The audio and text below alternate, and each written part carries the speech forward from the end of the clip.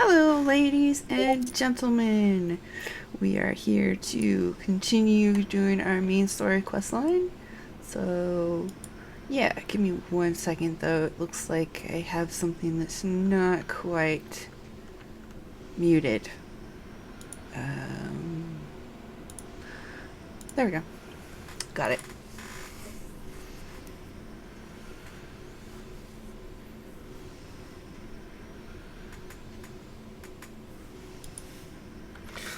Alright, sorry about that.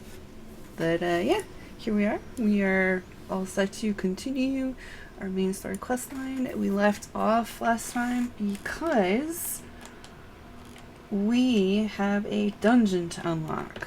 So, first things first, let's check out this dungeon here. It's a beautiful, shiny dungeon. Alright, what are we looking at here? Okay, so science, let's see here. What? Tanks. Looks like they want tanks. Heals. Well, let's see. Can we do it as a tank? Let's queue as a tank, see what happens. You know how I am, though. I hate queues. Okay, it's looking like 30 minutes. Yeah, about that. Alright. Withdraw. Join. What? Oh, it needs to be 61. Let's see here.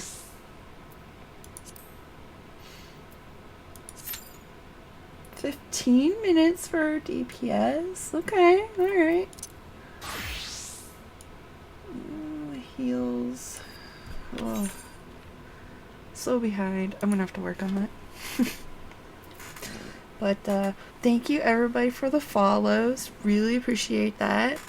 It's gotten me up to where I need to get affiliate, but I need to wait for the back end to update and realize, oh hey, you got the follows. So hopefully that'll be tomorrow. So yay. Let's see here. Do you think, should we or should we not? I think we should. Let's, because healer queues are usually really, really fast. Let's, oh, it's the wrong key. Let's come over here. Let's go ahead and withdraw. Let's see here. Let's see. I got hiccups. Yeah. Okay. So we'll go ahead and do whatever this random is, and hopefully that'll pop us up one level. There we go.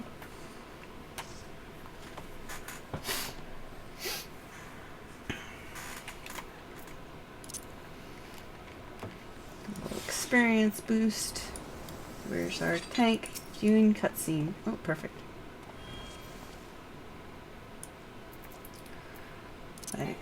I have not learned that yet. Switch out. Okay.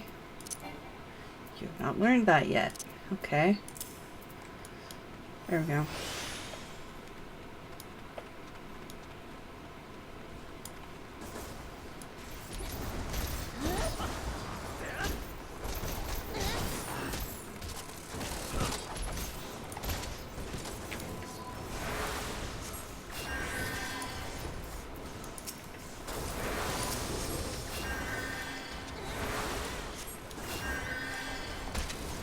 Oh, you have not learned that yet. Oh boy. This is a low instance indeed.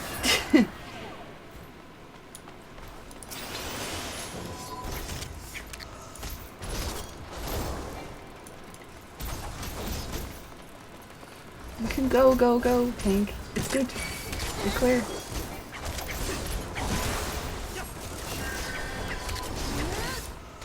You can take it. I know you can.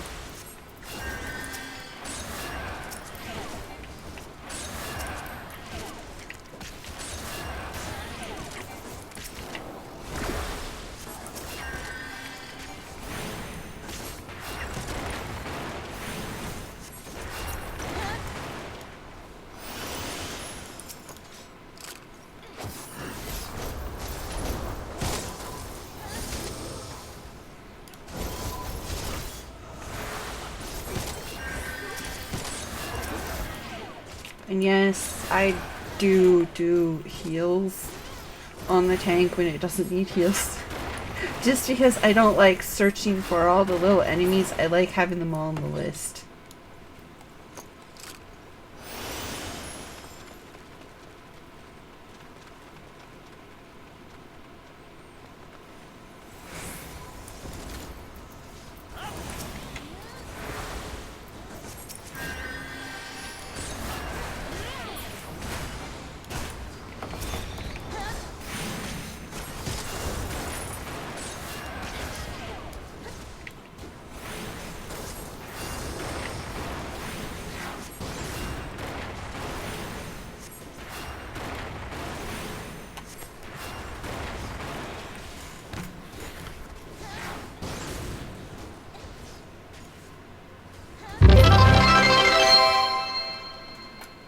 What?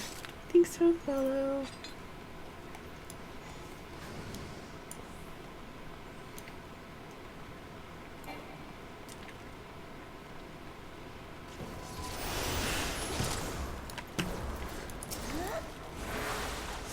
Really appreciate that. Thank you.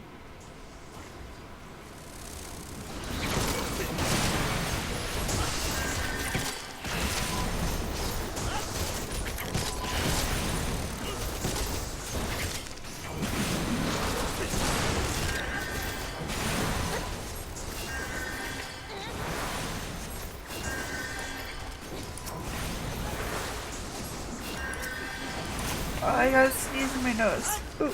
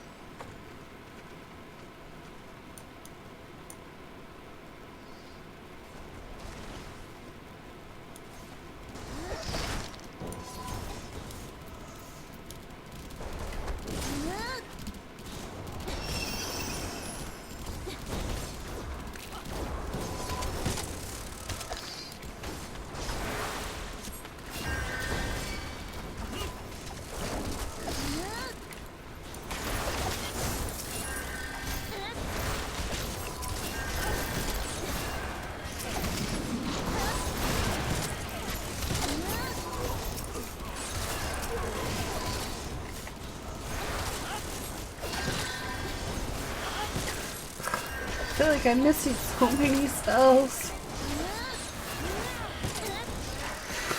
Oh boy. I keep going to try and use regen and like it's not there.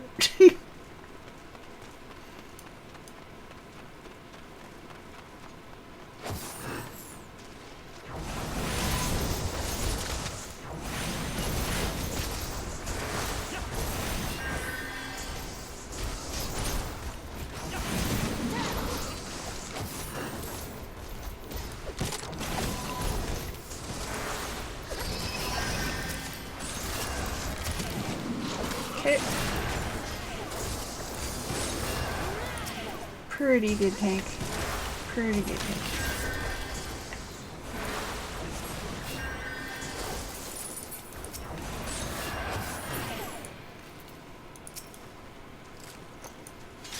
Bad DPS. Bad. Well, I guess it was just the boss room, but still.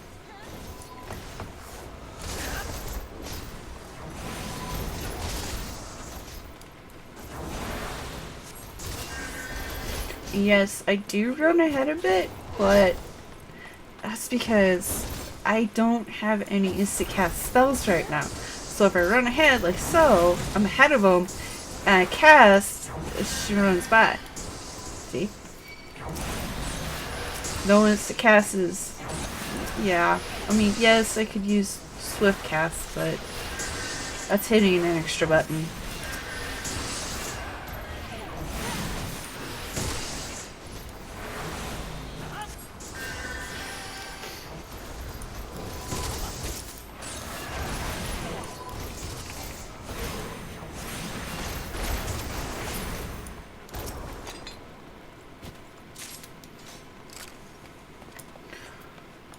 Sprint.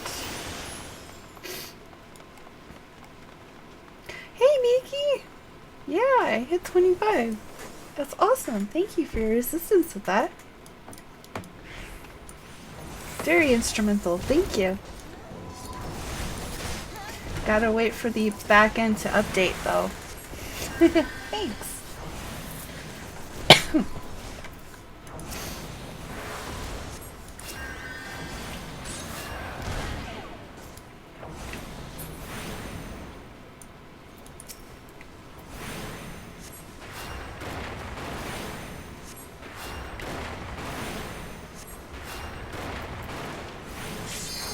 Aww. It's nice to be appreciated. But seriously though, thank you so much.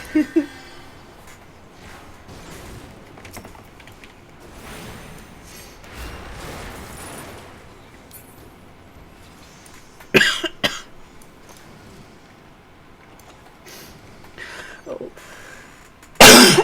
Excuse me. It's that cough or whatever has been going around. Should be soon, hopefully. Have to wait to see if it updates and go from there. But yeah.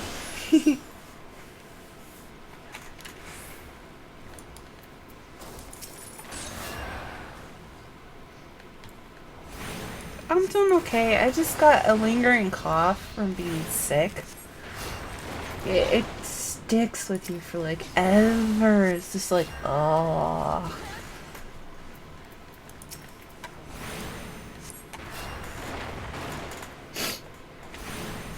Yeah, it just sticks and sticks and sticks and sticks.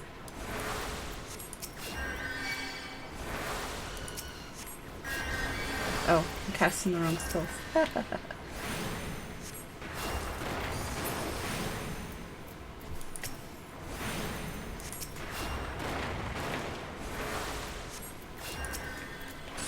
There we go. Oop. Yeah, it's okay.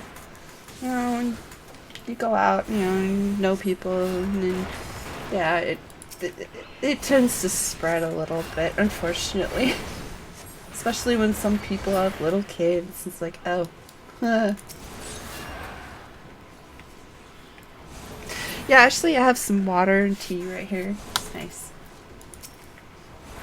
My tank's probably freaking out though.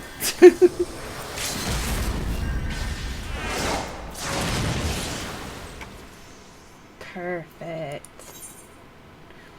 Oh, simple profiles. Nice.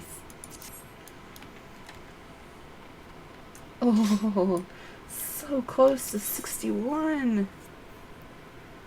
I also have allergies too, so that doesn't help. The sneezes are the allergies.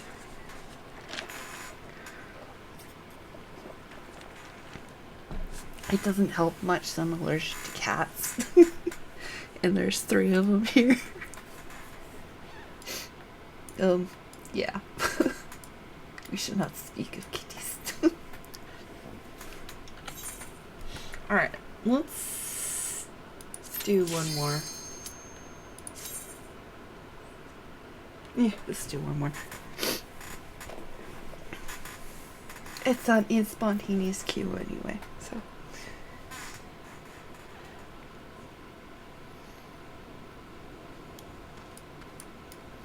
There's my tank. There's my tank. My tank is wearing a dress. Okay. Nothing weird or suspicious here. Why this place again? Oh, it's not the same place. Does that mean I can use... I can. Yes.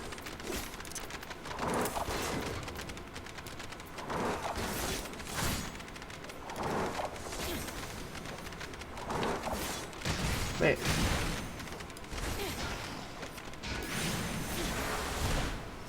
Did we take a wrong turn? I have holy.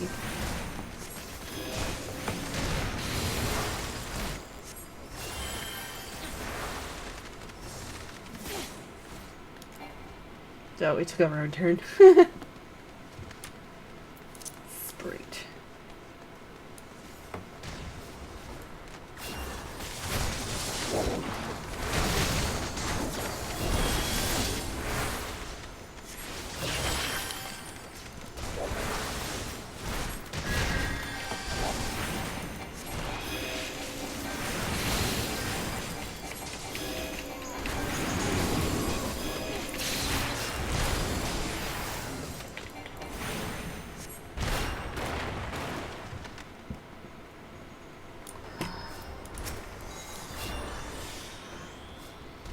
Okay.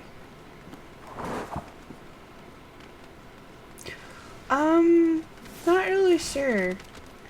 Right now I'm going to continue the main story quest line. Saturdays is kind of my open day, but mostly I've been doing the Isle, so yeah. I'm kind of thinking of doing like the quest line for that inspector dude. Damn.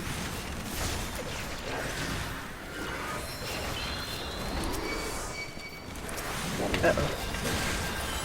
Nope, that's the wipe.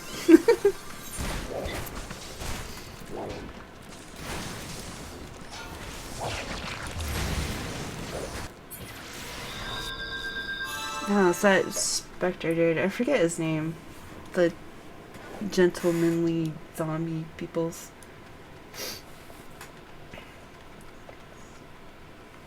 I think they have a little bit of questline for each expansion.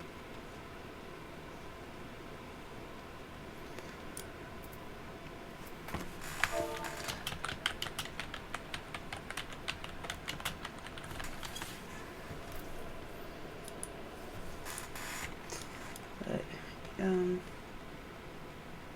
shortcut.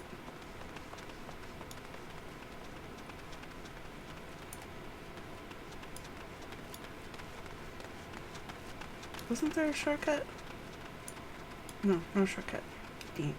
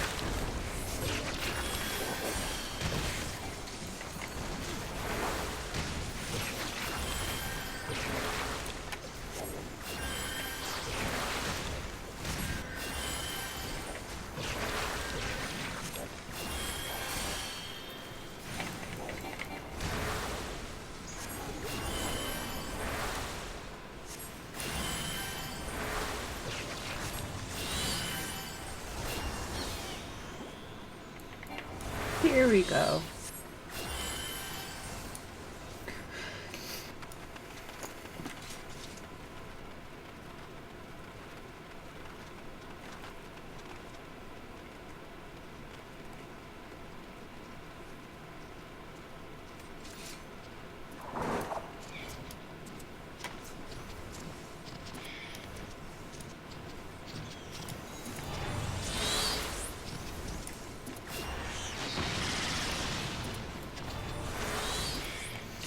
I've tried a few other ones, but I don't know. Oh.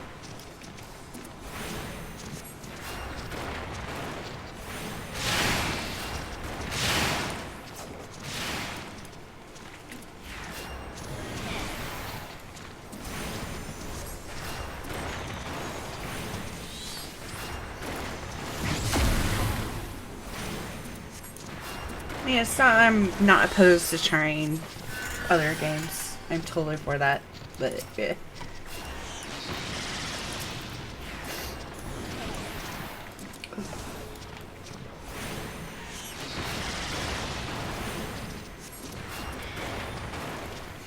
It does take time.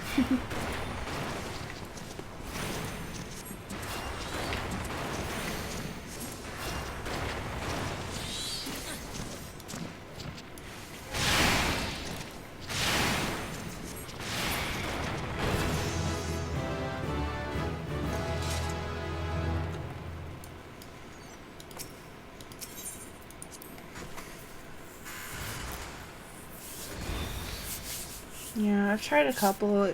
It might just be the ones that I've tried. I don't know. See, I recovered my account for Guild Wars 2. Guess I could try the other one too, but tried a little bit of Minecraft. You know, I'm just kind of.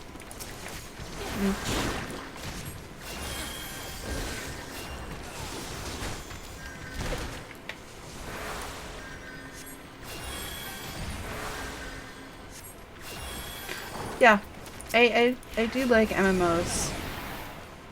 And I kind of got my eye out for some new ones, but the elusive new MMOs, like this. No.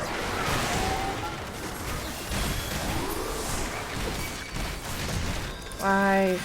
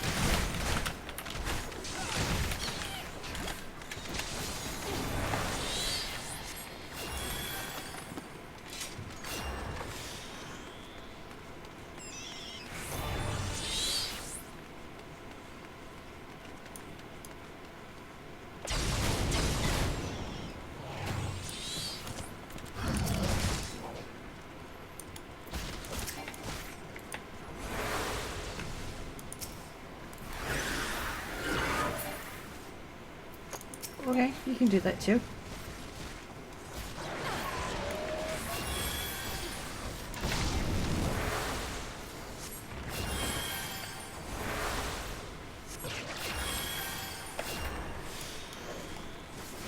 I was just gonna raise her, but she released.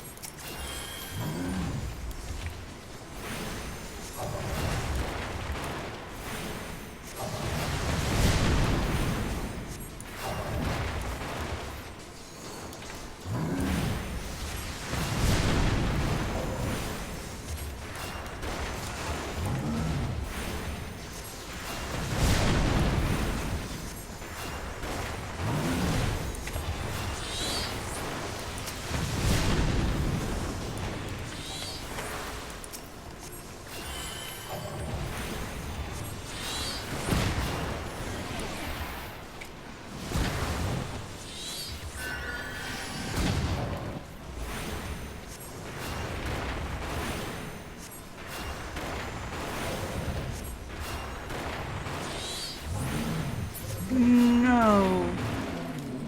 What kind of game is that?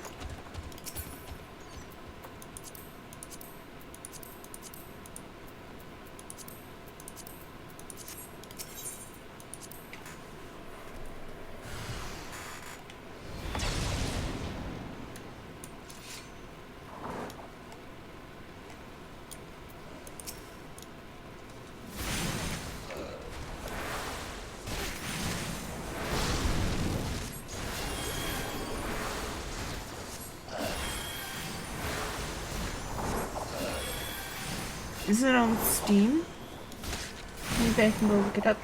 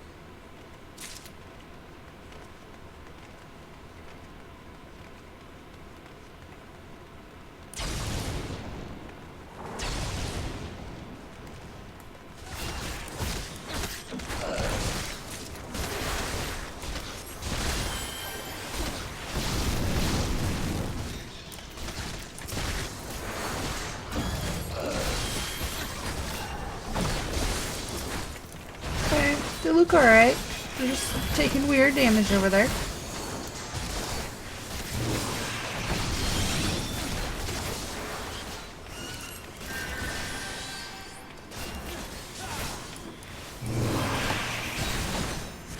Holy.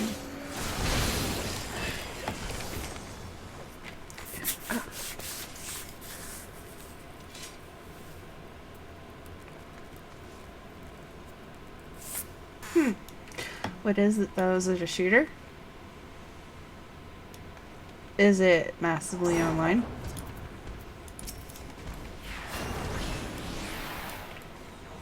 Because all of what I play is actually online stuff mostly.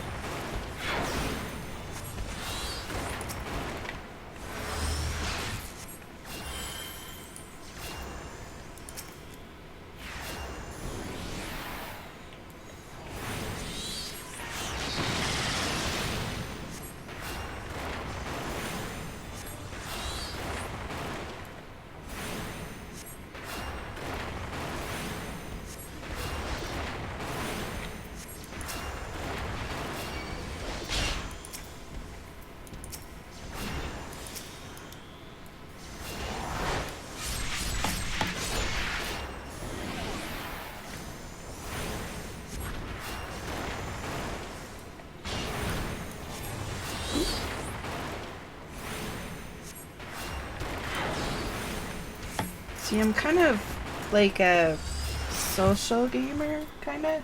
I like playing with other people, but then I also, like, I'll kind of Care Bear, but I'll also, PvP, so, yeah, a lot of what I play has a lot of other players, so, I don't know.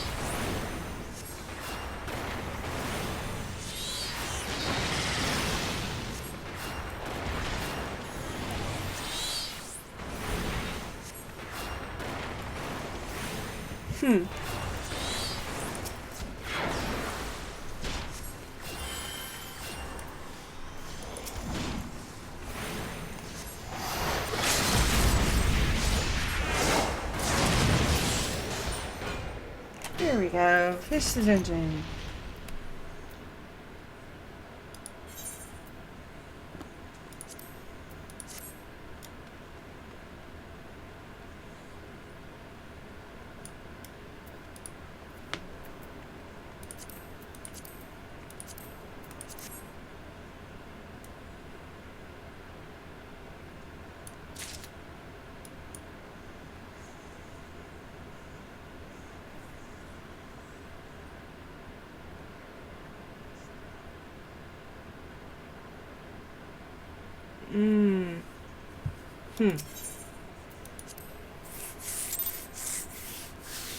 Let's see, is it on Steam?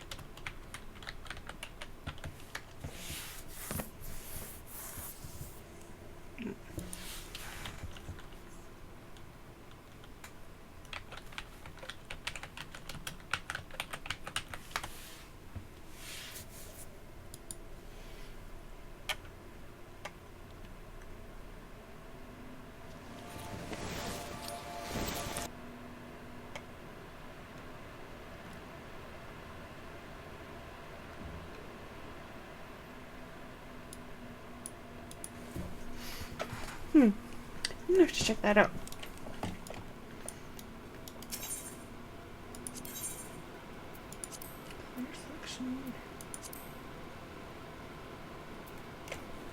Yeah, the second one you said is on Steam though.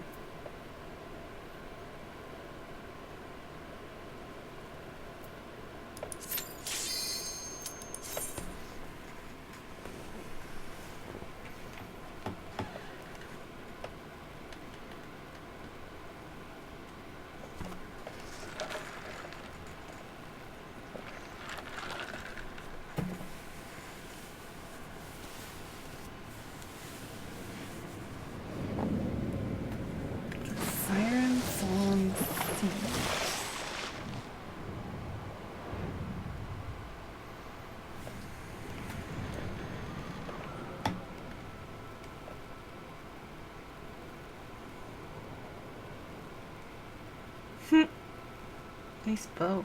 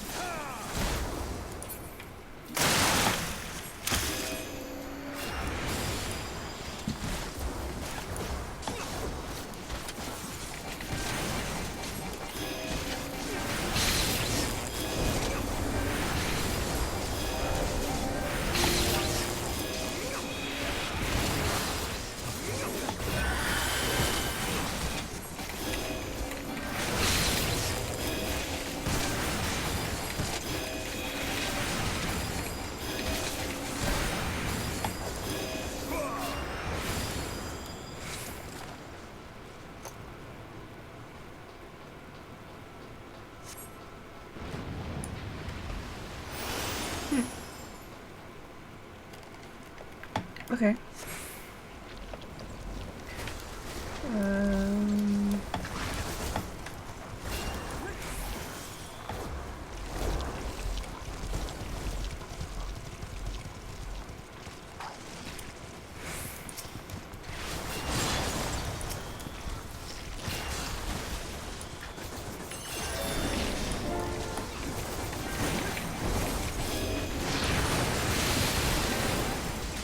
Oh, ouch. I taken damage. Oh, I guess I'm staying in the middle of everything. Of course.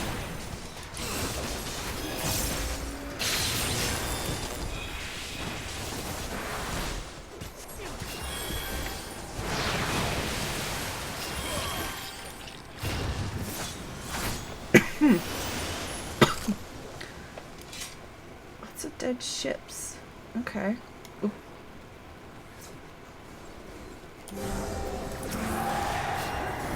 I like this bard. Okay.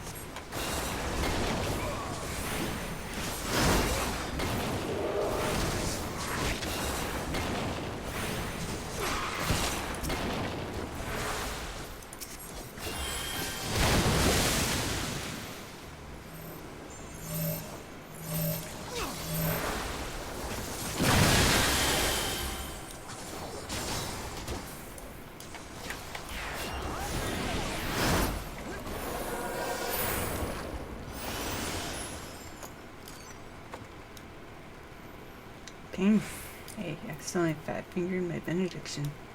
Oops. Oh well.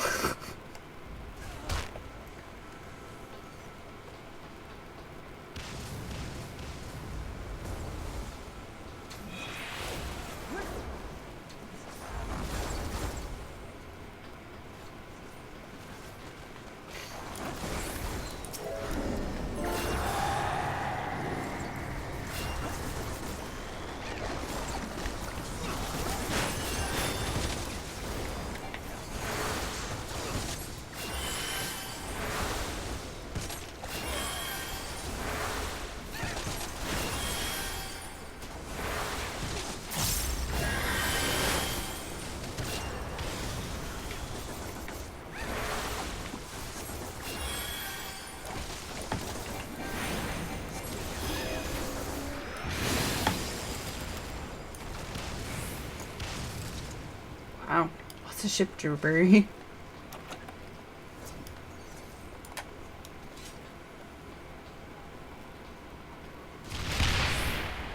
Huh.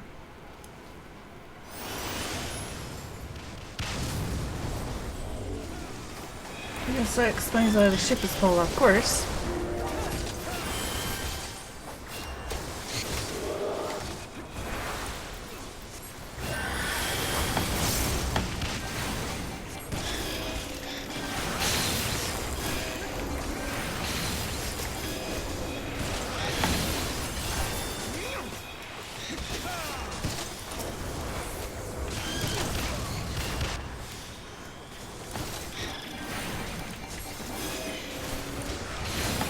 Skeletons remind me of our quest.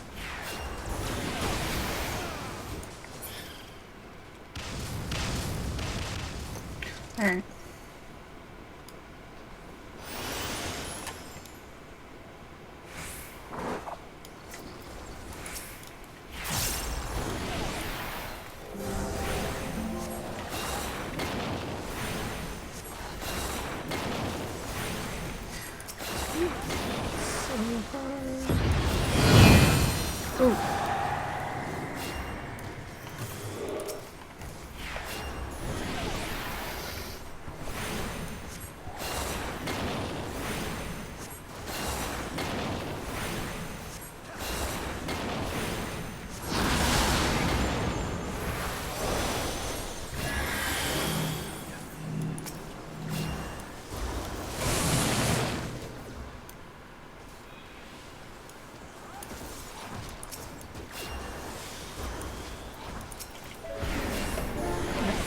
I was worried he was going to take a bunch of damage there. I'm like,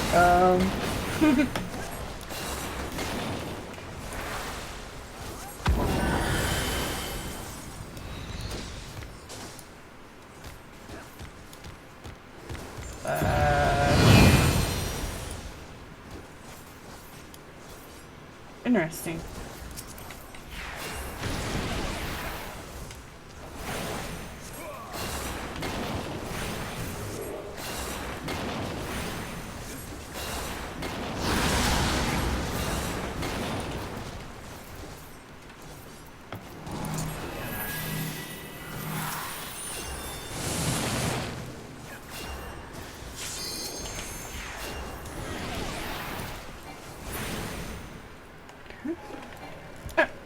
He's dead. Yay.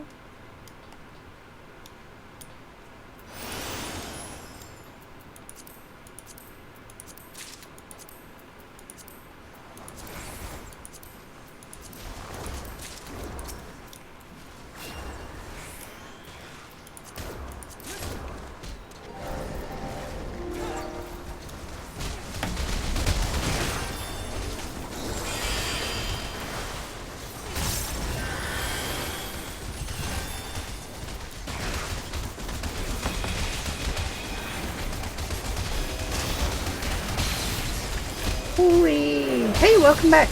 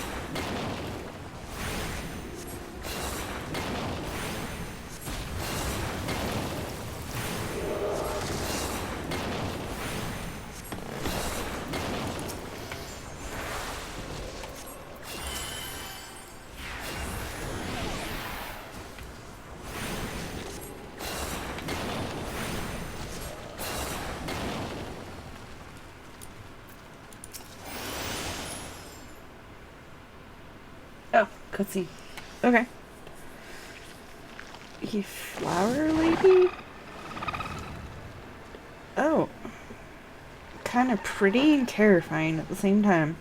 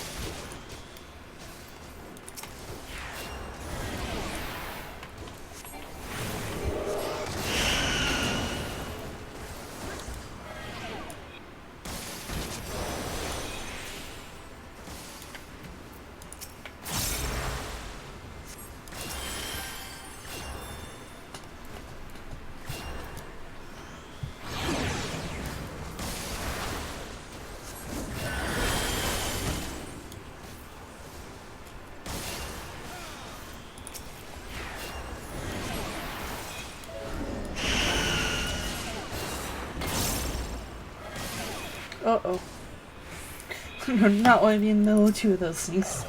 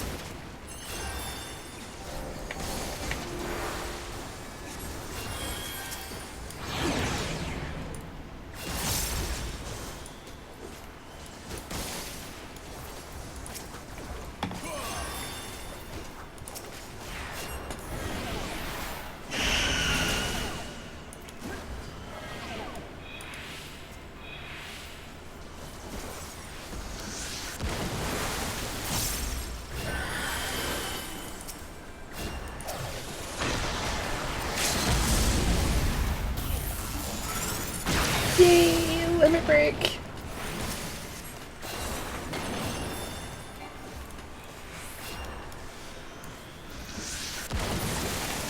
Here we go.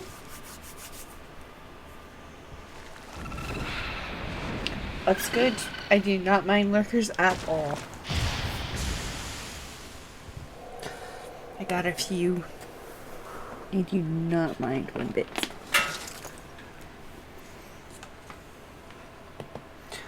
See you.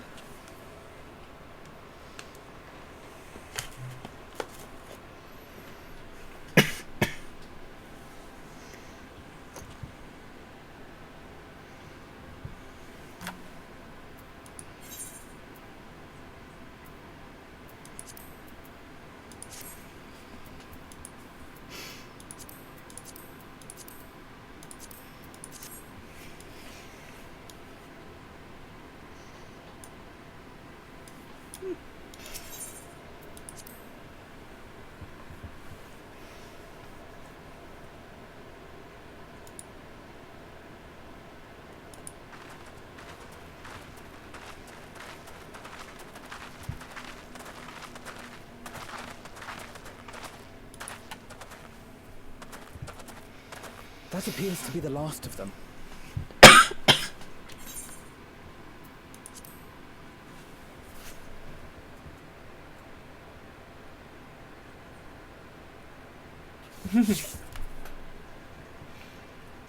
Word from the Misery.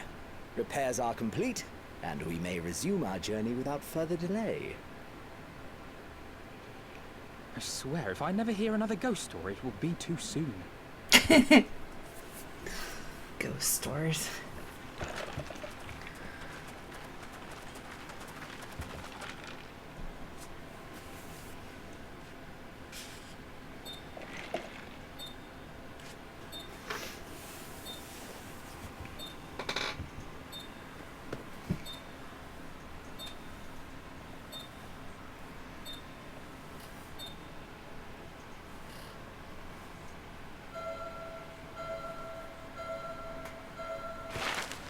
We've arrived.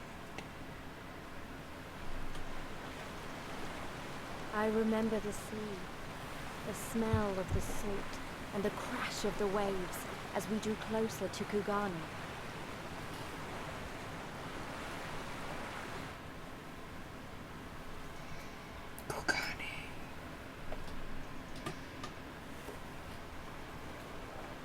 The only port open to outsiders in Hingashi, across the Ruby Sea from Othard, from Doma.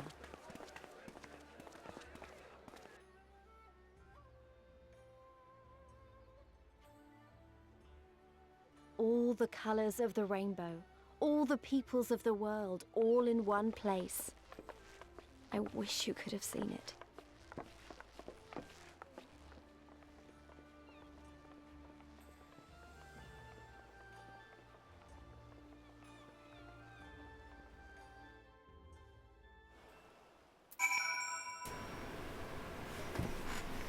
Okay.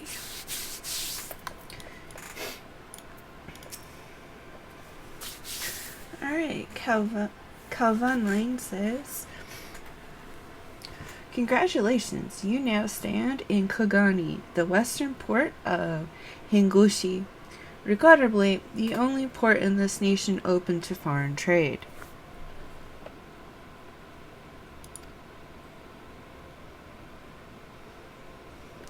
Oh, and I do apologize for the unforeseen difficulties which befell us during our journey. Needless to say, your assistance in overcoming them was much appreciated. You are so welcome.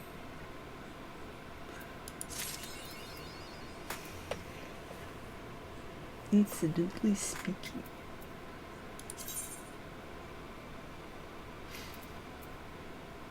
Survivor of the song.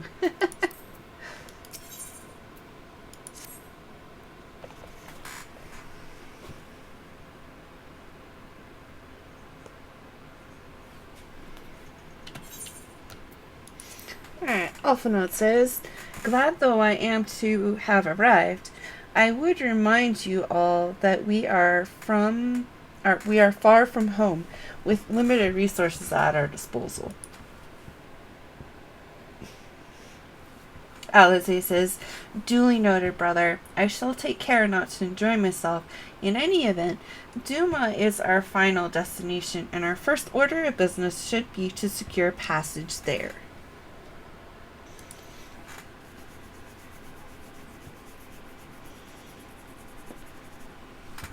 Alphanaut says, Captain Carvanlane, I realize you pledged only to take us as far as Kogani, and I have no desire to change the terms of our agreement. I should, however, be interested to know how you would go about reaching Orthward were you in our position. Cavalane says, at the risk of stating the obvious, you are in a port. Surely there is a kind and generous soul here who will aid you for the right price. You cannot be the first traveler seeking passage to Duma. Alphanote says, the captain has a point. 'Tis like that Yugori and Guestro were forced to come here for the self-same reasons we were.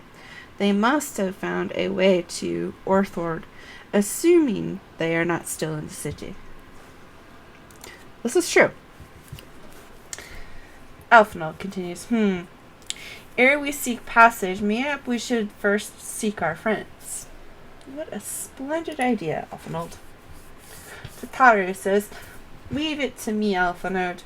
Making friendly inquiries is my specialty.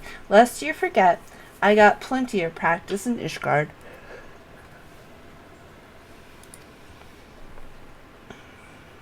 Tataru turns to the captain and says, Captain Carvanalane, could you direct us to the nearest tavern? Carvanalane says, desperate for a drink, are we? You may find one in the large building just beyond the pier.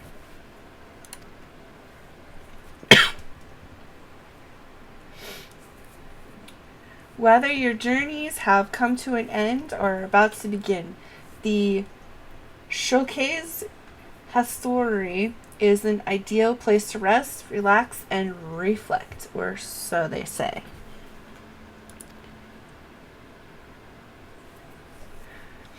And with that, my dear scions, I bid you farewell.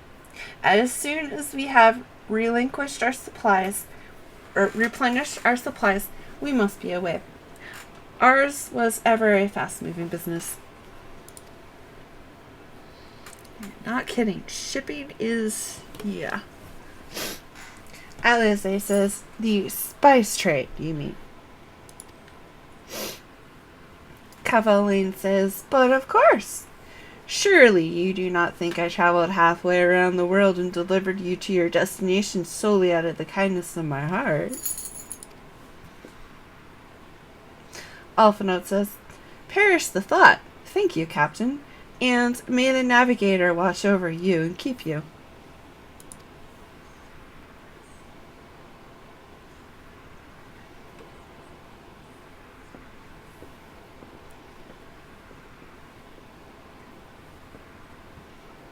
Alphinaud continues, right then, to the hostelry. Kataru says, after you.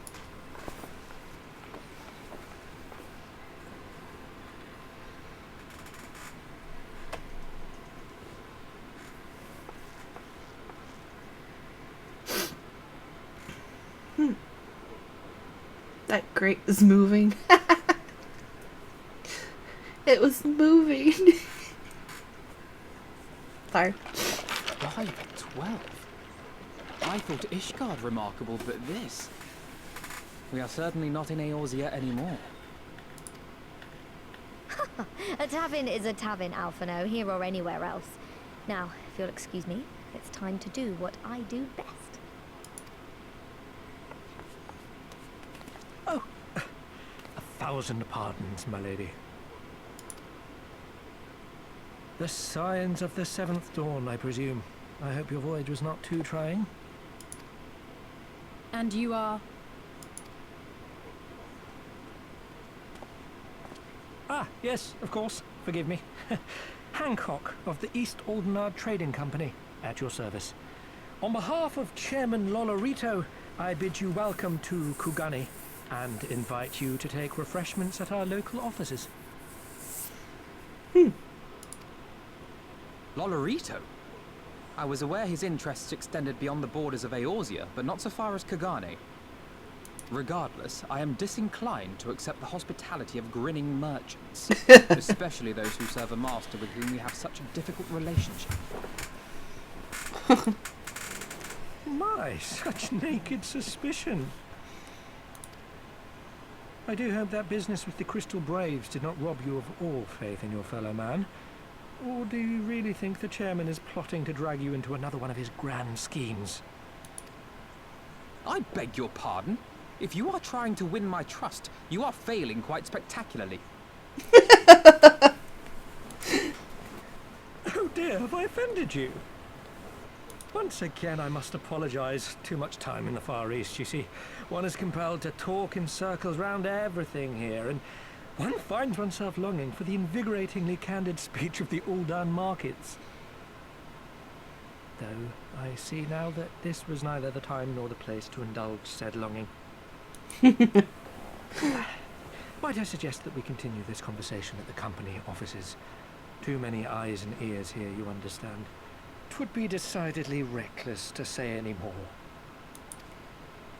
If I may favor you with the invigorating candy you apparently crave, it would be decidedly reckless to follow a man I neither know nor trust. Give me one good reason why we should accept Lord Lolorito's invitation. Now there's the young diplomat I was told to expect. Very well then, I shall explain. You understand that you are come to a most reclusive and secretive nation, yes? One whose borders are close to foreign trade save at this single port. Then it should come as no surprise that a great many parties have vested interests here. Merchants like myself are a given, of course, but for every one of us, you may be certain there is also an agent of a foreign government.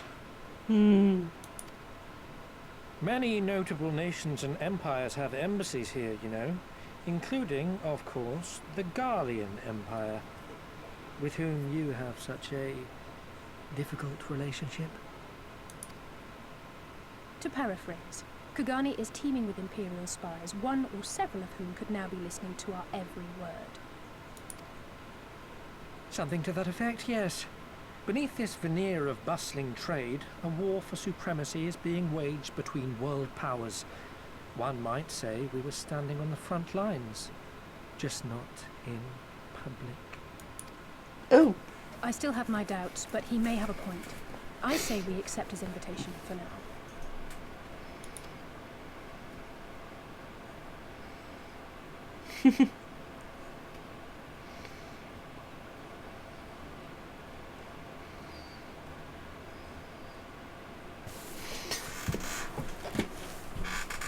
Okay.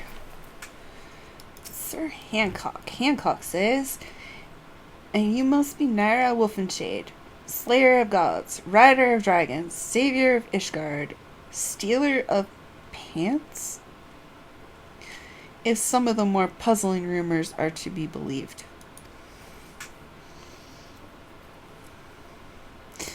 I knew it! May I say what an honor and a pleasure it is to make your acquaintance, my lady. I just know you and I are going to get along famously. Now then, without further ado, allow me to escort you to the company offices. This being your first visit to our city, I shall make an effort to point out various landmarks along the way. If you would be so good as to follow me. Crystal. Gotta hit the crystal. If I don't, I'm gonna forget. And I don't know how to get back over here. Seeing as I took a boat ride that was an instance and yeah. Here we go. Crystal.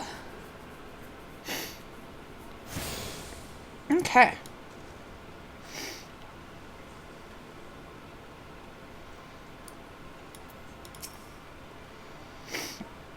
Alright, Hancock says, everyone, if I could have your attention, please. You are now standing in Tenkento. Loosely translated, the name means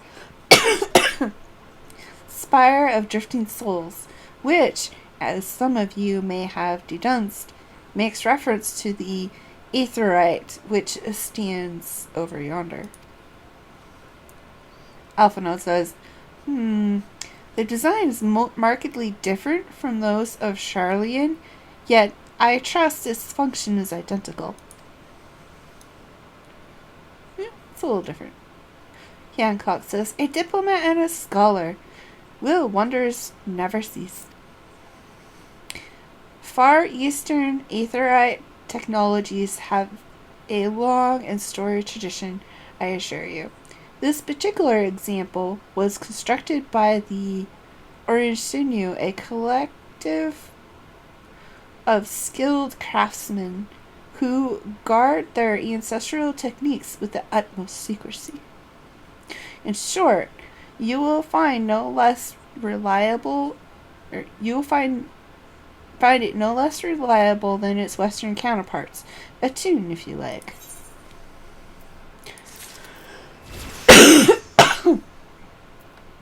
Ha.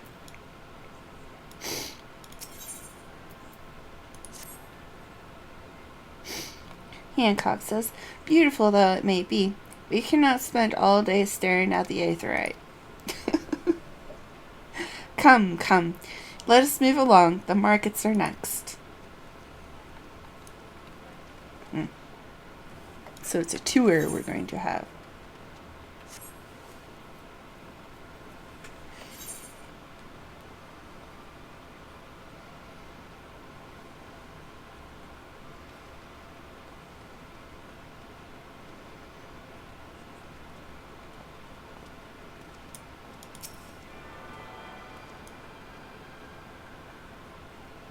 May as well. Alright.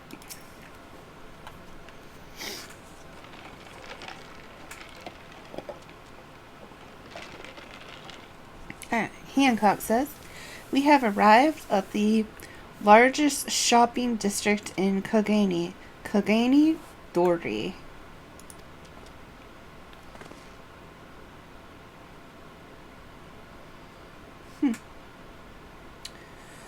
Qiqirn, as you are doubtless unaware, is an ancient Qiqirn word for gold.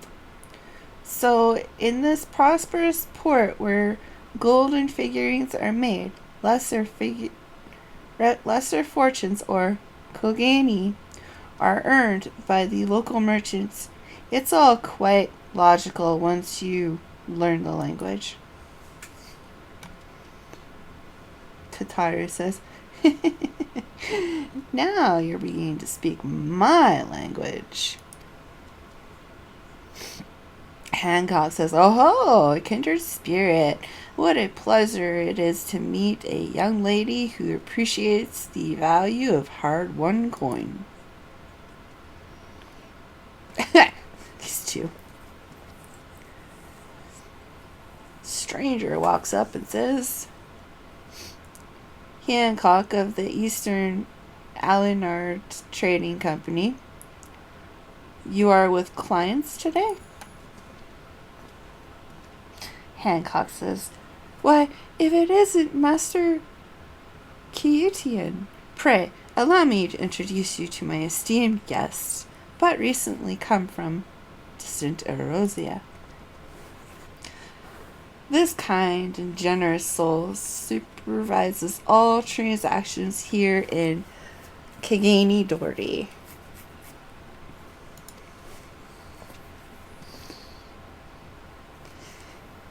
Qiqirn says, your sincerity is ever appreciated.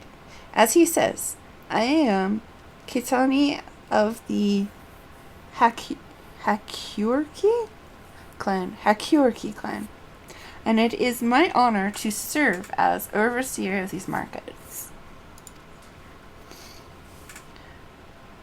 As we receive many foreign visitors in Qiqirn, we accept all manner of currencies. Rest assured, your Rosian Guild are all welcome here. I invite you to peruse our wares at your leisure.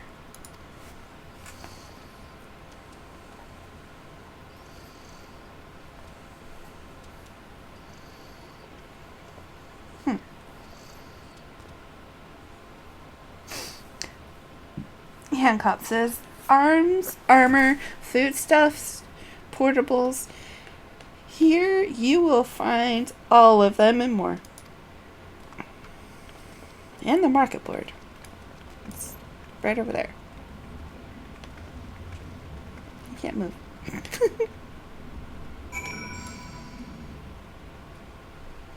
Yep, market board. Okay.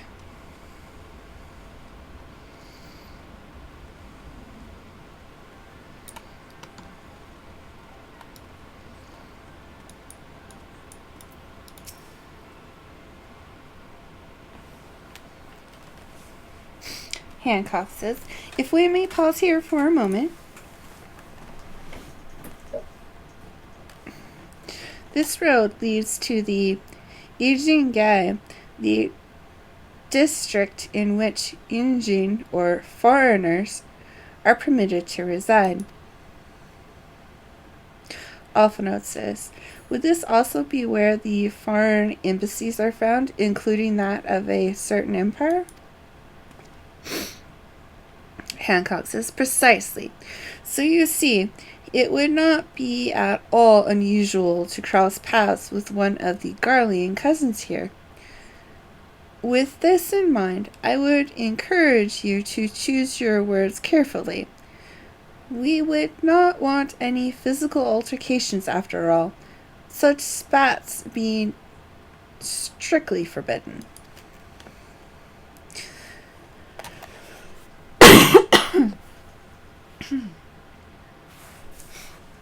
The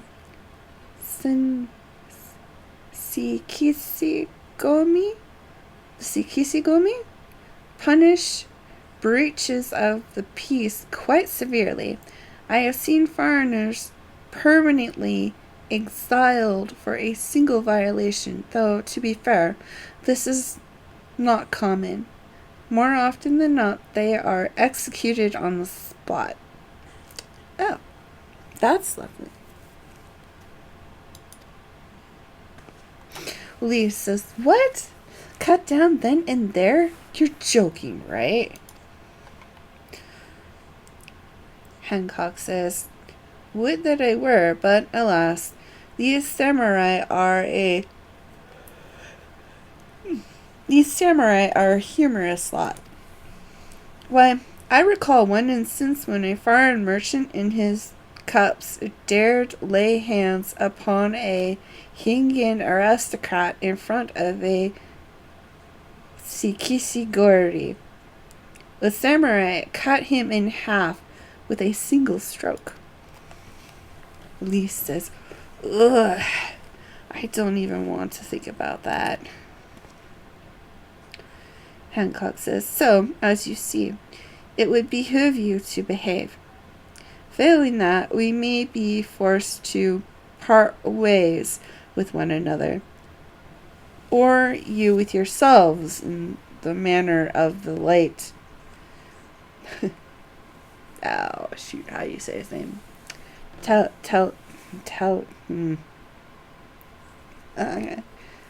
Telly Adelechi.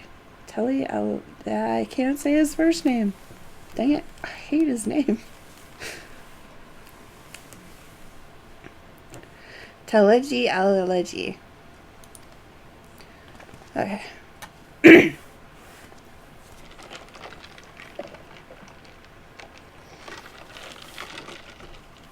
Hancock says, oh, how I amuse myself. And we must carry on. I have yet to show you all the Garlean consulate. Everybody's so aghast.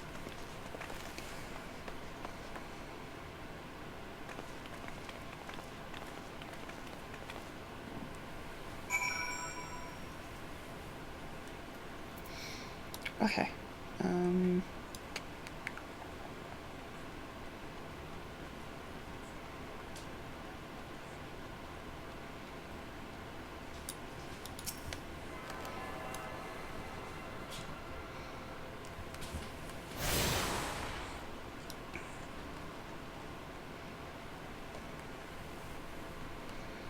Okay. Here we are. Ooh, such nicely manicured grass. Hancock says, this, as you may have surmised, is the consulate of you-know-who. Mark the guards at the gate. Are their uniforms not different from those you have seen in the West? Were you to travel far and wide, you would find that many such variations exist, often inspired by local designs, all of which goes to show that even a massive empire seeking to rule all of creation is not without its artisans.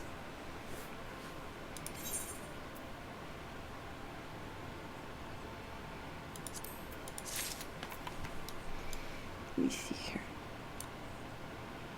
Oh yeah, they are wearing different uniforms. Huh.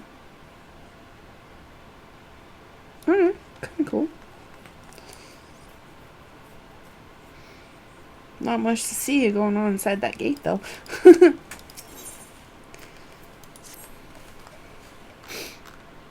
Okay, Hancock says, there is oh so much more I could speak of. The soothing waters of the onsen, the ethereal delights of the pleasure district. But you are doubtless still weary from your long sea voyage. Let us retire to the company offices.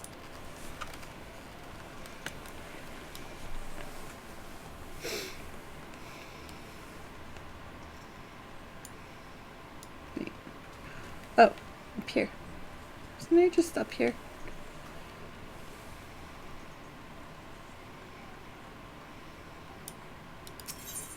Yeah, it was. Okay.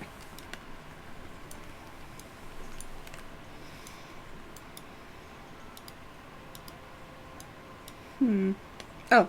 I'm so used to doors you have to click to load in.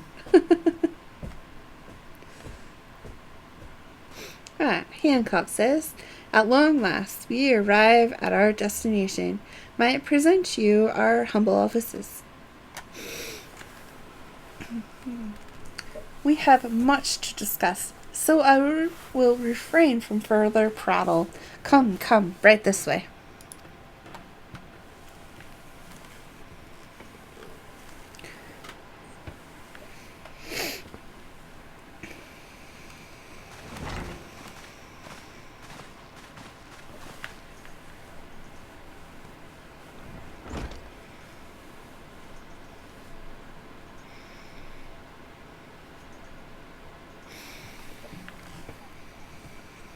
Our thaumaturges took great pains to ward these walls against all manner of surveillance. Where business dealings are concerned, we do not compromise on confidentiality. You may avail yourselves of these offices for the duration of your visit. Come and go as you like, and know that you may speak freely here. Your offer is most generous, but I will not enter into any agreement which would leave us beholden to you or your master. A legitimate concern. Allow me to clarify then. The chairman bids you consider this as an expression of his heartfelt contrition for the bloody banquet and the unpleasantness which followed. Never having been one to put stock in words alone, the chairman deems the provision of material aid to be a more appropriate demonstration of his sincerity.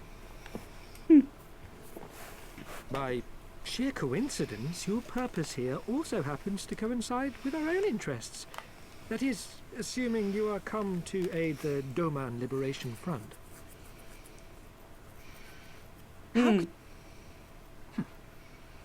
I will not bother to offer a denial. You have the right of it. To be specific, we are come in search of our Far Eastern allies, Qiqirn and Gosetsu, whom we hope to assist in their fight. The Auri Shinobi and the Rugadin Samurai?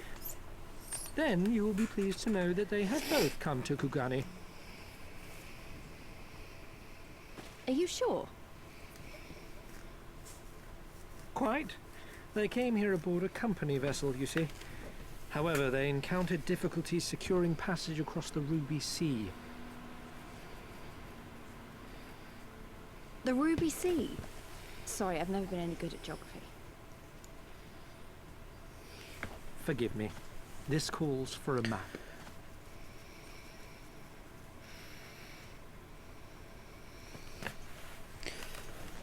A map. We are here in Kugani, the sole open port of Hingashi, situated on her western coast.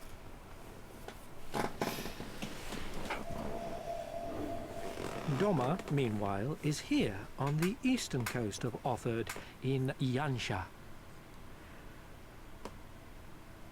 Therefore, if your friends are to reach Doma, they must first cross the Ruby Sea.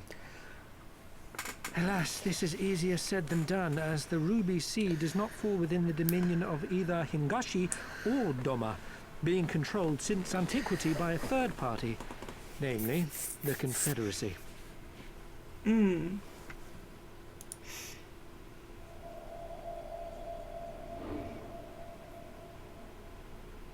Said maritime collective is known for the consummate skill of its sailors, and for demanding that any vessel entering its waters pay a toll referred to as the Ruby Tithe.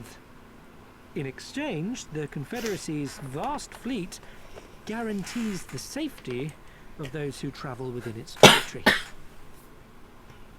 Now, as I'm sure you are aware, Garlemald conquered Doma some 25 years past. at which time the Empire saw no value in controlling the Ruby Sea, and thus did they turn a blind eye to the activities of the Confederacy. The recently appointed acting Imperial Viceroy of Doma had other ideas, however. She has formally condemned the Confederacy and declared that any who recognize their authority shall be branded enemies of the Empire. Bowing to this pressure, Hingashi severed ties with these toll-takers and forbade the payment of the ruby tithe, prompting the Confederacy to make it known that any merchants choosing to sail the Ruby Sea would do so at their peril. Lovely.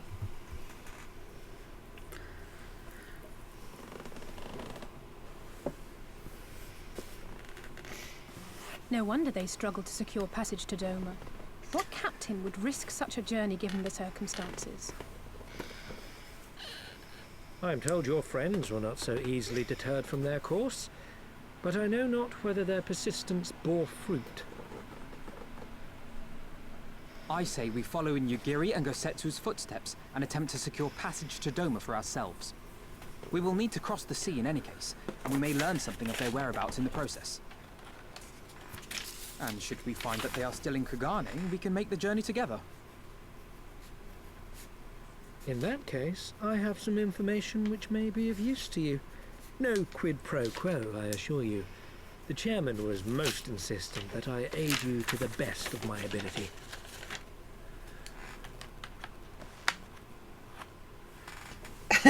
He grins lovely.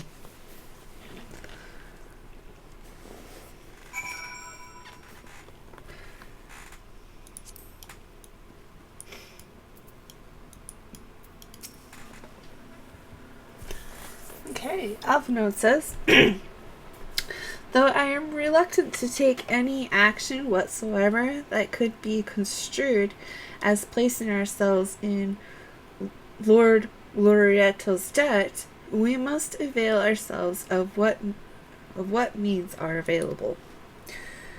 Our Alamigian allies placed their faith in us, and I do not intend to disappoint them.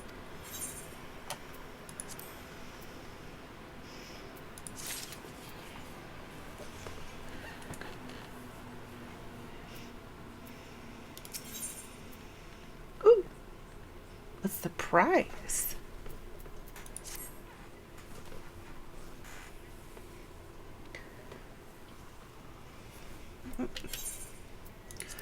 Alright, Alphinote says, it would seem inefficient for us all to venture out together in search of information on Kogori and Gusetsu. Gusetsu's whereabouts. Agreed? Alize says, agreed. We need to cast our net wider, split up and pursue all available avenues of inquiry. But if we're to coordinate our efforts effectively, we'll need to establish a working base of operations here.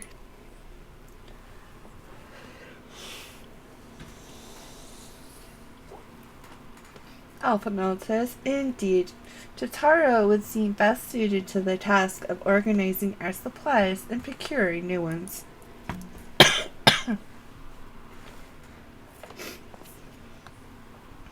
Alphinote continues, while she attends to that, we four can begin our search by questioning the individuals Hancock identified.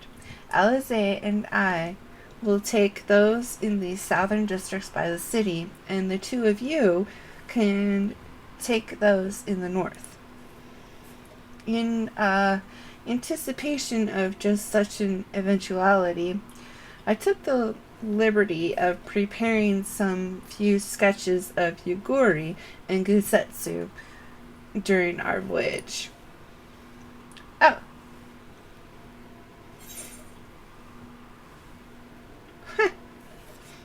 Lyse says, wow, Y'shtola warned me that you're a bit of an artist, but these are great. They're definitely come in handy.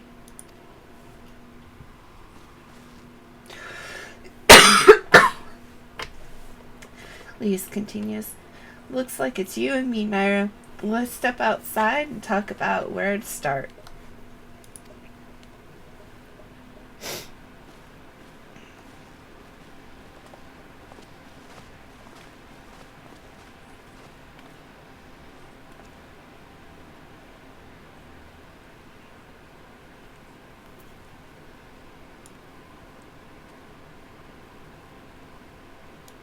Okay. Lyse. Hey, welcome back. Lyse says, wow, Alpha Note sketches are so... I don't know how to put it, but they're very... Well, see for yourself.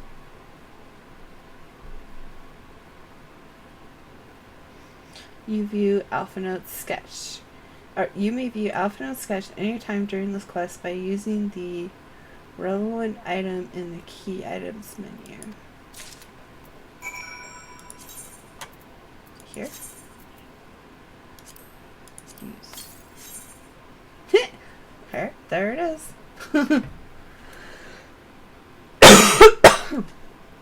Alice says, it looks more like them than they do. Honestly, he could make a living doing this.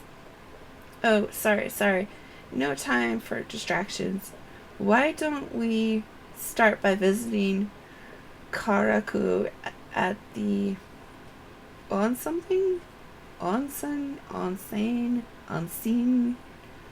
That was it.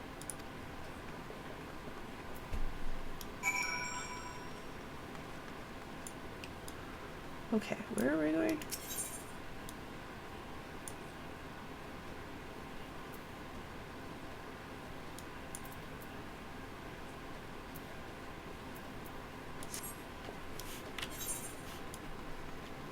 Okay.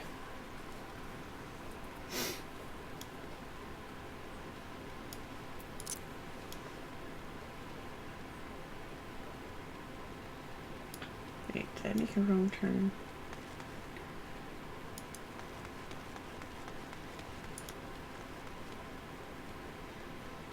I'm not too horribly much of a fan of this place.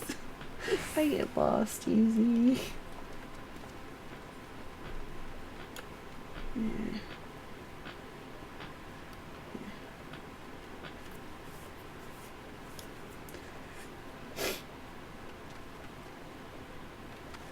Oops.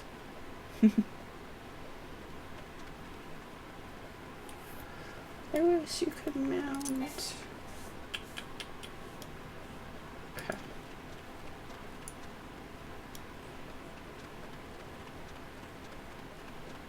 Wait, wasn't it right over here? Yes, there it is. Grab that real quick. To limit our running.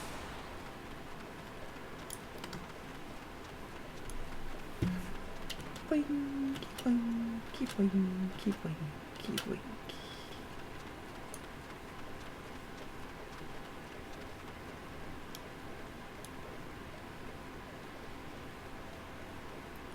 Okay. Grab that one.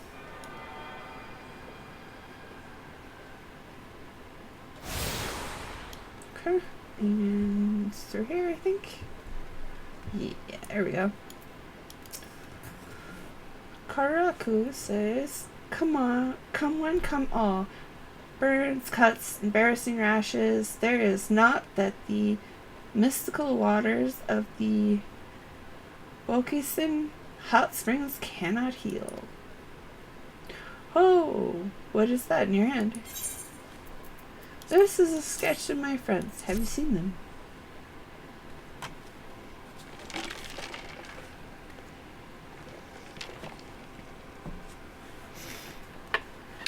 Karaku says, you seek this Al-Ra and this Rigoniden, do you?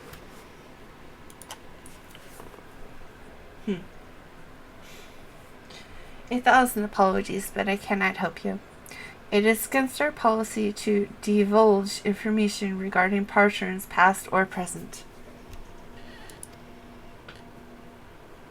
Lyse says, please! We came all the way from Erosia to find our friends.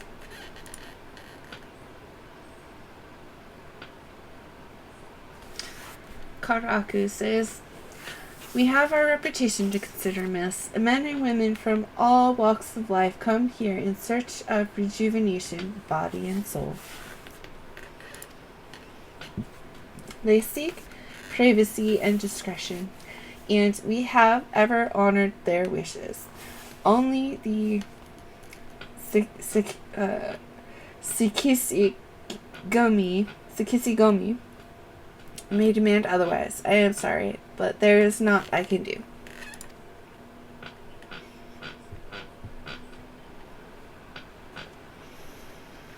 Lyse says, "I suppose we'll just have to ask someone else then. What about that woman who runs the hostelry? Kotokaz, was it?"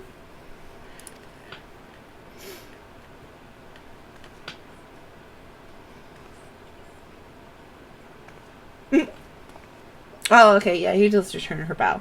I was like, is he not going to bow? Okay. Can we teleport? No, we can't teleport.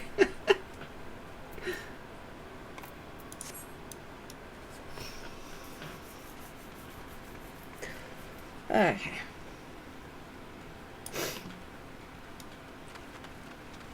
Can't go that way.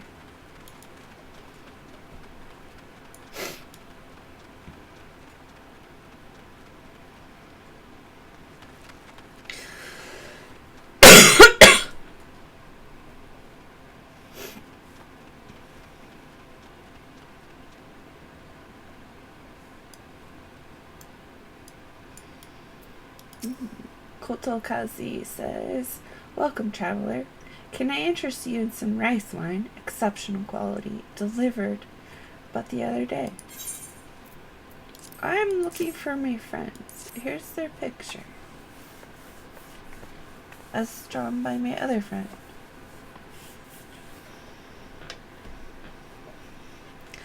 Kotokazi says, "Ah, an Aurori shinobi and a row samurai. If I may, I would answer your question with some view of mine own. If I speak of that which you know, Qiqirn, be not offended. You are familiar with the situation in the lands across the Ruby Sea? A doomed rebellion after 2.5 decades of quiet?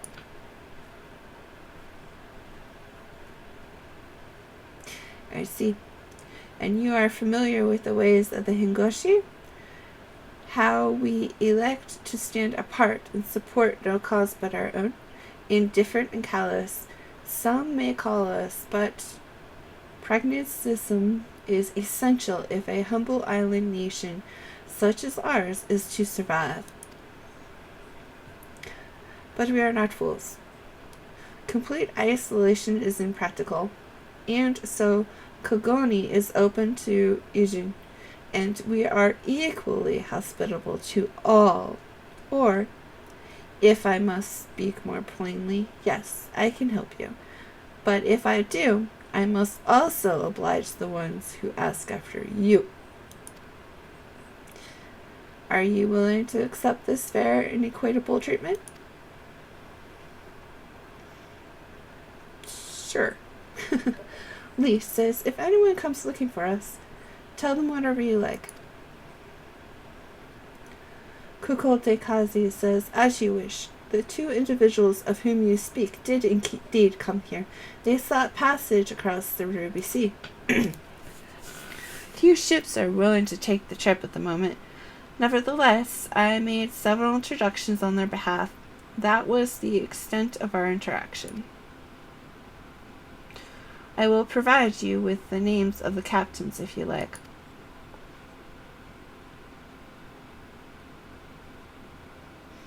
And the list magically floats over the countertop. Okay. Lyse says, "You've been a great help, Mr. Kotokazi. I'll be sure to come back for that wine sometime." Kovikazi says, we would welcome your customers. Lyse says, we should question these captains as soon as we can. You take the first 3, and I'll take the rest. And we'll meet here when we finished, alright? Good luck.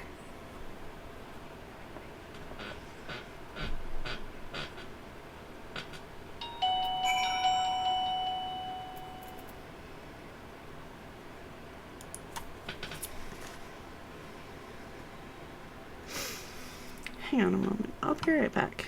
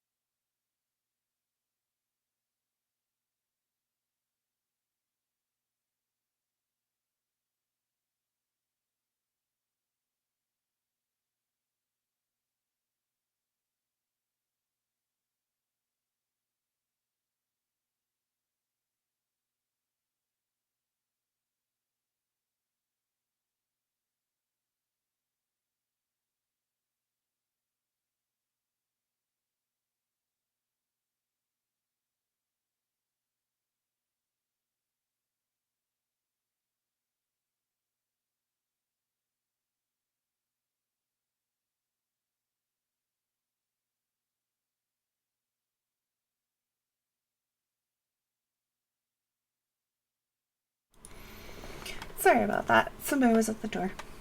It's been handled. Okay. I need to speak to 3 captains. Oh, no, they're not under the stairs.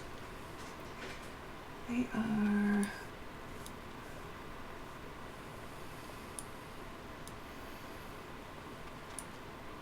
that one.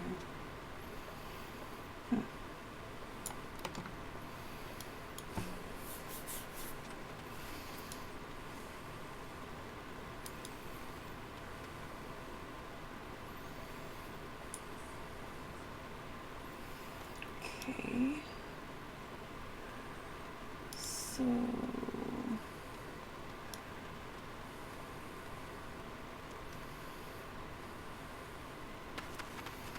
this way, I think? One might be above.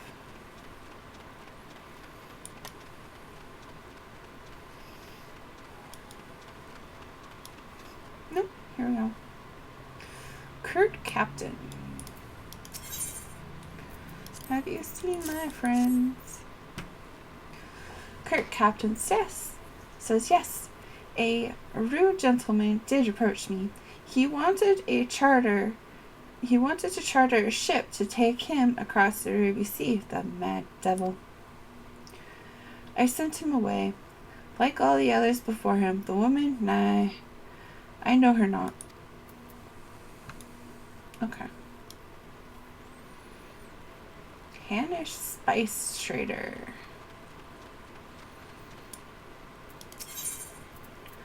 Have you seen my friends? The Hanish Spice Trader says, you ask me if I have seen this Irari woman and this Rue Samurai? The woman is unknown to me, but the man is not. He was for Doma, but I could not help him. We travel solely between here and Radzatan. It would be an unreasonable detour.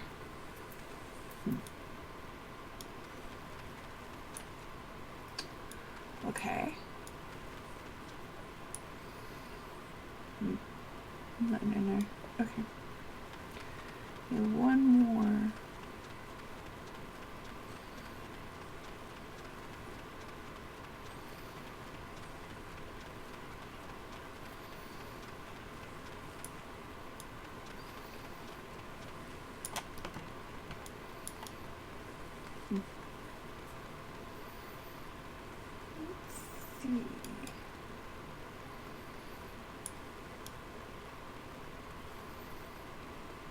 Here we are.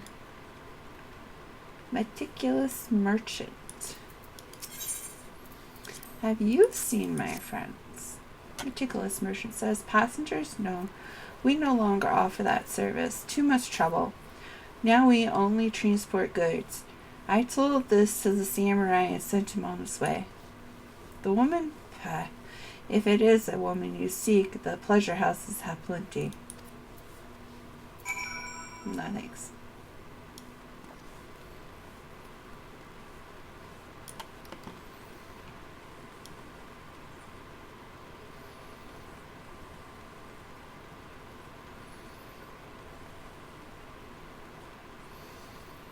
Let's see here.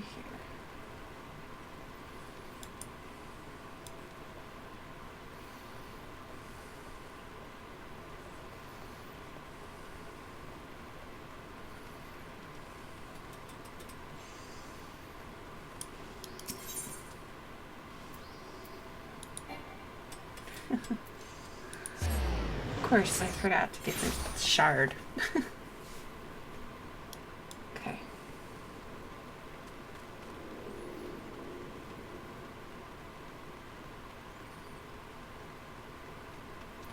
Let's go grab the shard, and then we'll talk with Lyse.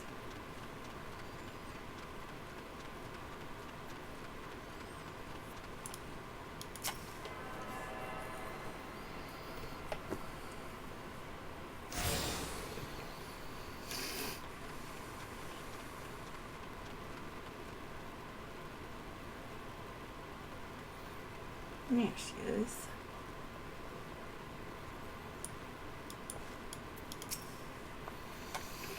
Lyse says, how did it... Oh, never mind. Judging from the look on your face, you didn't have much better luck than I did. You got the right of that.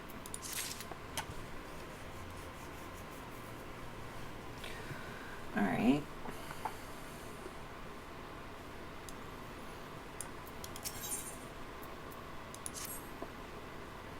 Lyse says, well, I suppose we might as well head back to... Wait, I just remembered. There was someone on my list I forgot to visit. Qiqirn. He's a Namazu fisherman, whatever that means, and a regular here. Maybe we'll find him if we look around.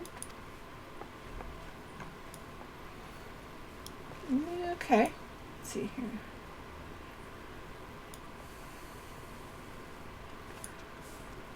I see,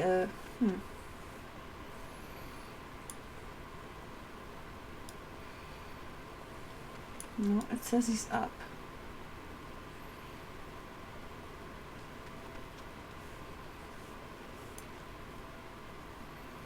Okay, so where's this dude?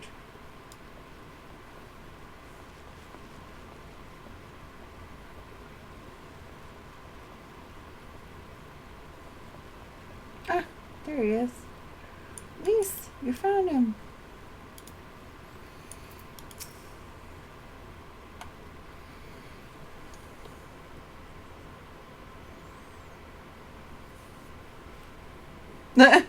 What?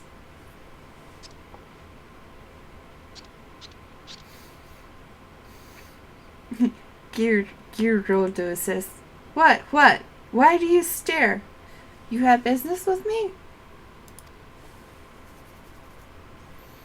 Lyse says, by the 12, a talking fish.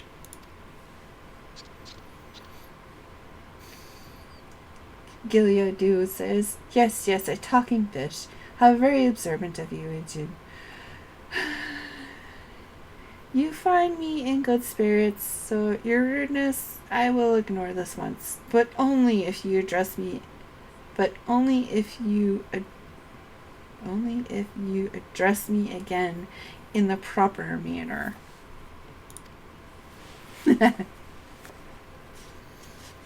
Lyse says, sorry, I never met a... Let's start again. You're Qiqirn, right? My name is Lyse, and this is Nyra. We're looking for some friends of ours.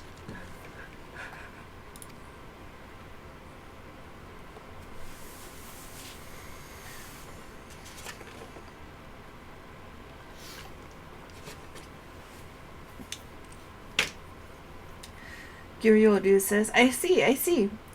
Both these ones I know well. I helped them secure passage across the Ruby Sea. Lyse says, really? That's wonderful. Could you do the same for us? Gyoryodu says, yes, this would not be a problem. For you, I could charter a ship this very day. But the journey is fraught with much peril. The fare will not be cheap. Are you sure you can afford to pay?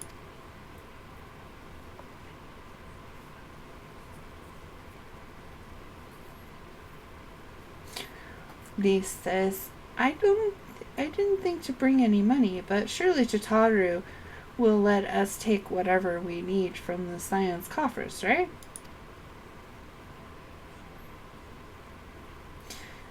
Lyse says, we wouldn't be the only passengers, though. Could we take a moment to talk it over with our friends? Gyoryodu says, yes, but hurry. Your ship must depart under cover of darkness. We shall meet again at sunset on the Tassogler Bridge. Tassogler Bridge. Do not forget your fare. Bring many gil, yes?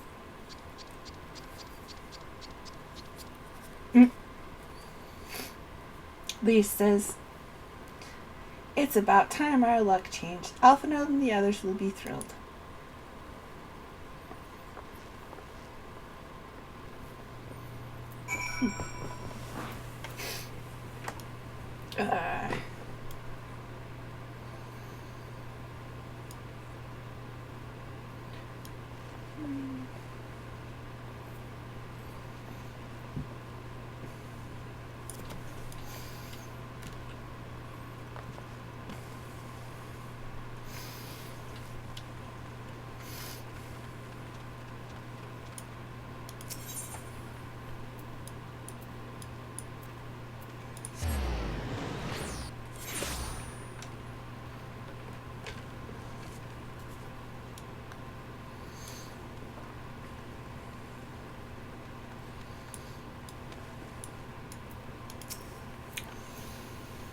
Okay.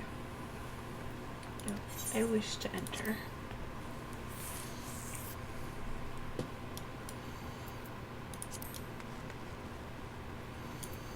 Alphinaud! Guess what?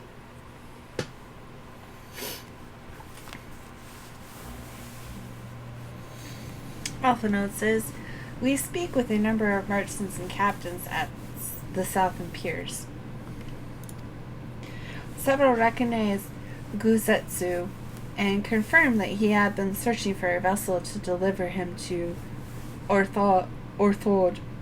None, however, made any mention of Lady Qiqirn.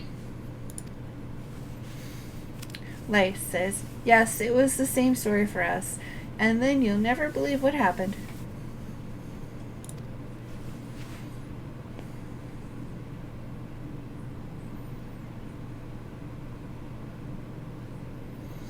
Alphinaud says, so this Gyoryodu claims to have aided both Gusetsu and Qiqirn? How fortuitous. Hancock says, not the word I would have chosen, Master Alphinaud. Jotaro says, stupid's what I call it.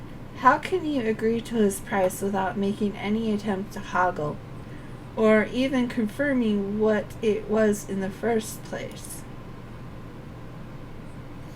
Hancock says, yes, that too was a misstep on their part, but it is not what troubles me most. Gyoryodu and his brethren are not renowned for their generosity of spirit. Rather, they are disdained as scheming moneylenders, ever eager to turn a profit from others' misfortune. Lyse says, everyone else we questioned stated that Gusetsu was alone. Only Guyudu claims to have met both him and Yugori. I suppose it's just possible that Gozetsu made inquiries by himself and only called upon Yugori once he had found a willing captain. Hancock says, but it is equally possible, if not more likely, that you are being deceived. Do not forget that there are parties present in Kogoni with agendas which may run contrary to your own. The Viceroy was once a spy herself, as I recall. I should be surprised if she did not have countless agents here in her employ, all eager to prove themselves to their new master. And what better way to do it than by delivering her the heads of foreign insurgents? Lyse says, fine, you may be right about him, but if Guyudu's working for the Empire, who's to say he didn't try the same trick on Yugori and Gozetsu? I mean, if he did, he might know where they are, and if he succeeded, they might be in trouble. Anyway, if he holds up his end of the bargain, we'll have nothing to worry about, will we? But if he tries to betray us, I vote we take him prisoner and punch him till he tells us the truth.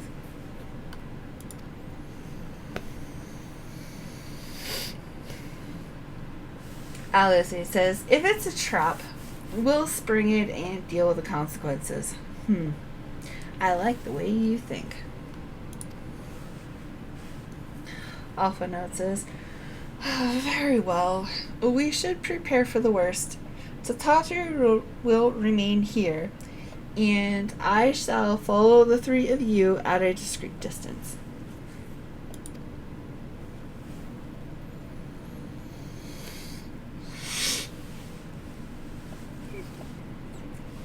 Hancock says, once more, I must caution you to avoid physical altercations at all costs, even should the Imperial agents attempt to engage you. The Sekesi Gomi will not hesitate to clap you in irons or cut you down. If anything untoward should happen, you are to return here at once. Is that clear? Yep, that is crystal clear.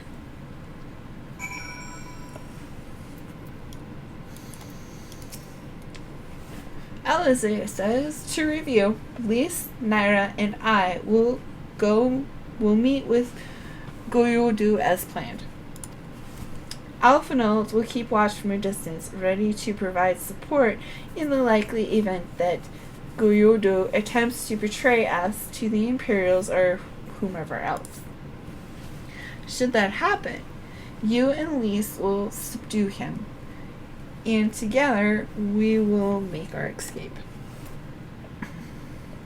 As our actions will surely draw the attention of the Sekesi Gami, we will evade them with Alphinault's assistance and return here with our prisoner.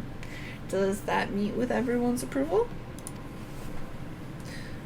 Of course, these precautions will be for naught if Goryeo does not play us for fools. But we shall see. To the bridge.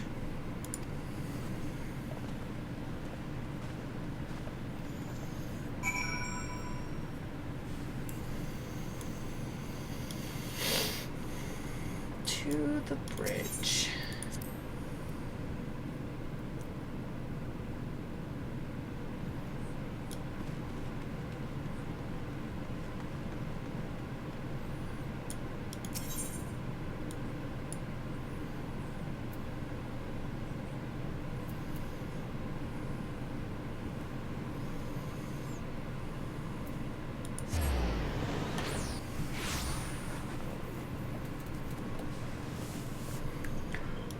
Okay.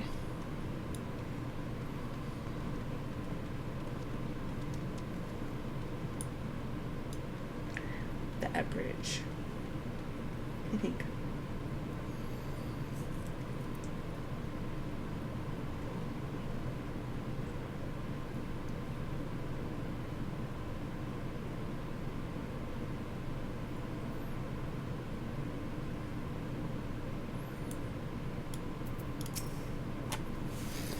Alice says, our would-be ally is newer to the scene. Make ready, Nyra. Something smells fishy.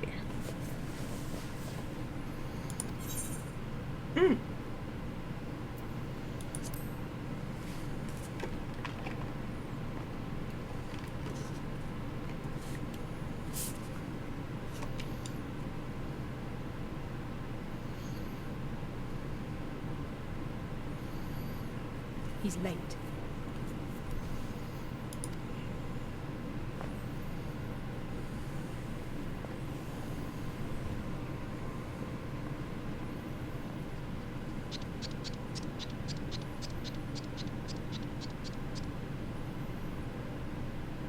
Endless and most sincere apologies to you and yours, yes, yes. This way, quickly now.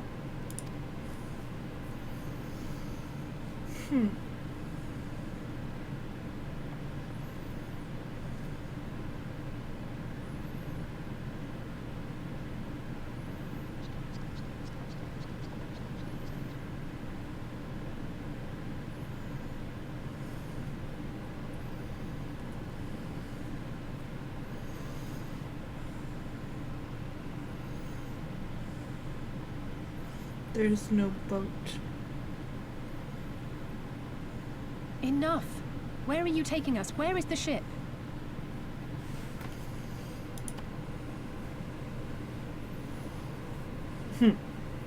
The ship. So very sorry to inform you, yes, yes. Long before was it pledged to another.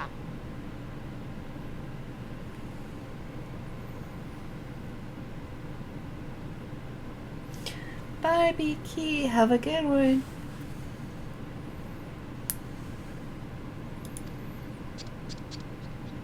To me. These ones are for Doma.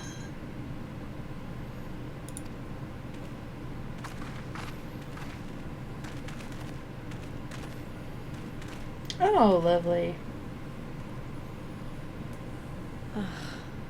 I knew it couldn't be this simple. Nothing personal, yes, yes. Just business. Then business is about to take a turn for the worse.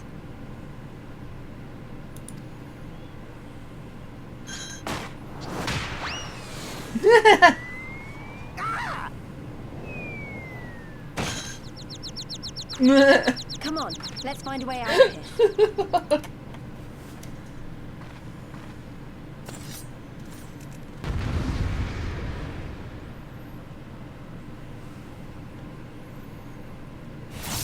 Okay. Oh crap, Miller. Okay.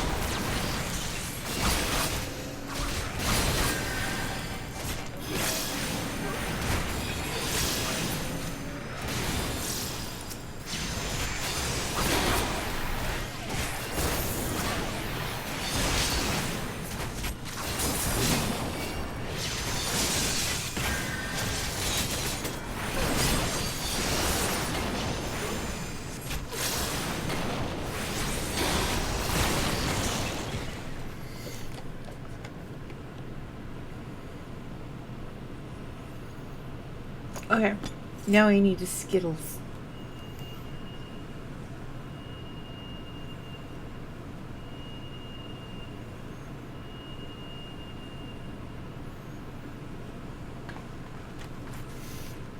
Alice says, as expected, is that the Sakisigami have caught our scent.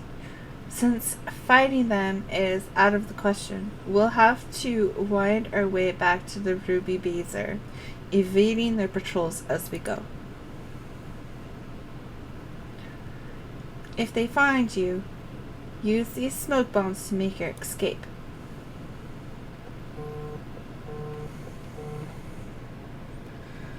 Oof.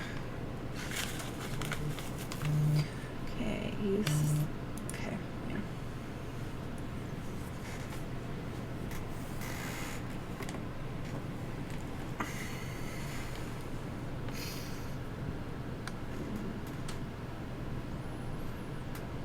And they tell me again.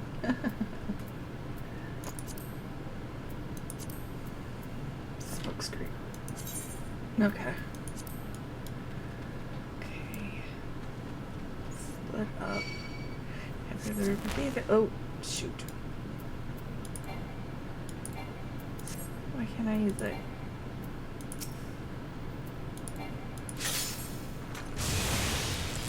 Yeah.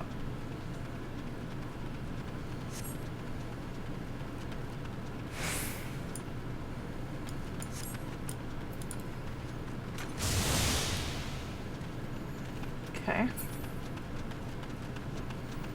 Oh crap, it's right as well.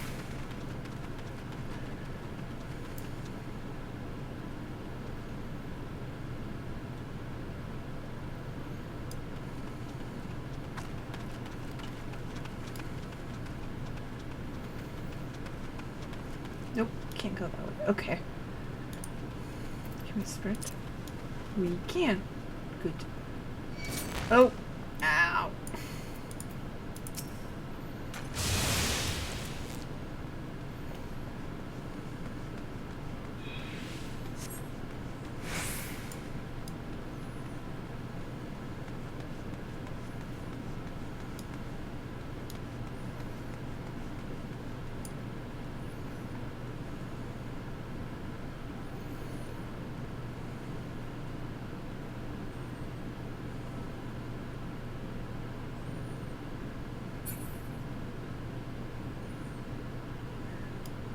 Oh.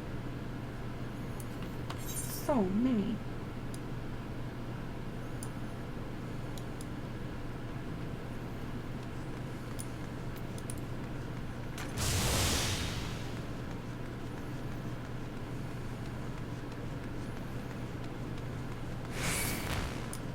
Dang it.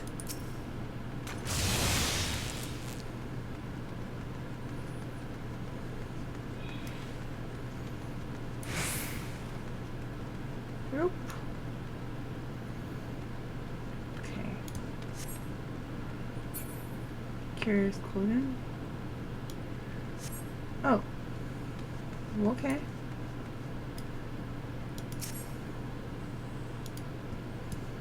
Yep.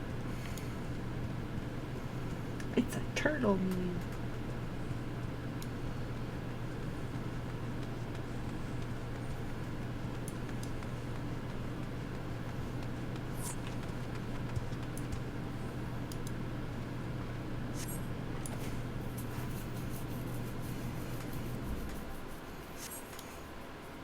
Okay, duty complete.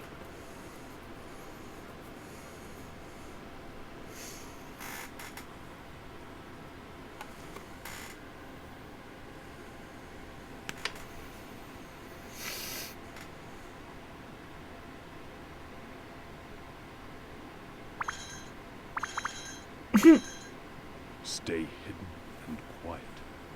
Understood? Yep.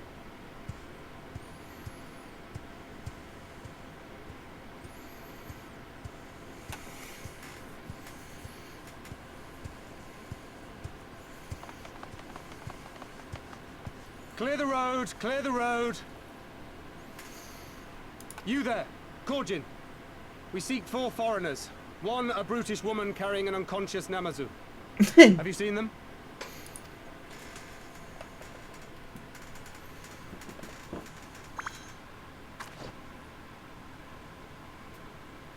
For foreigners, you say? Ah, yes! Very rude they were, making no apology as they barged past. They went that way, I think. Many thanks, good sir. With me, they cannot have gone far.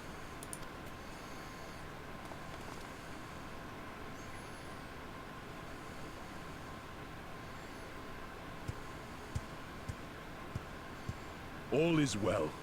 The Qiqirn Gumi will not return this way for some time, I should think.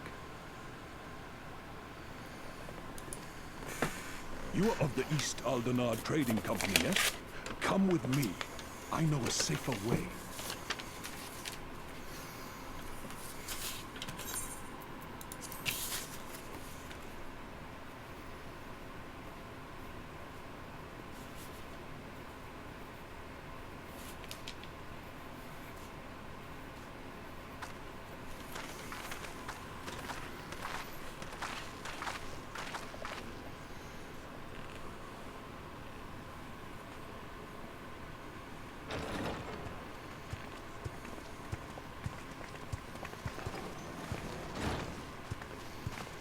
You are returned. And with guests, I see.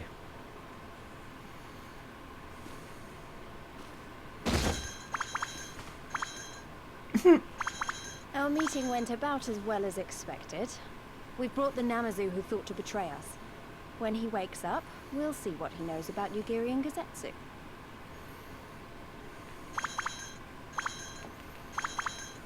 Well done, you. When I saw the Qiqirn Gumi out in force, I did begin to worry, but I see my fears were misplaced. Actually, if it weren't for Soroban, we might not have gotten away. 'Twas my pleasure. Yet I must ask, Soroban, why would you deceive the Qiqirn Gumi to help us, foreigners of whom you know naught? Why, out of the kindness of my heart, is what I would like to say, but my motives are not so pure. I chanced to witness your meeting with Hancock at the tavern and saw an opportunity. An opportunity?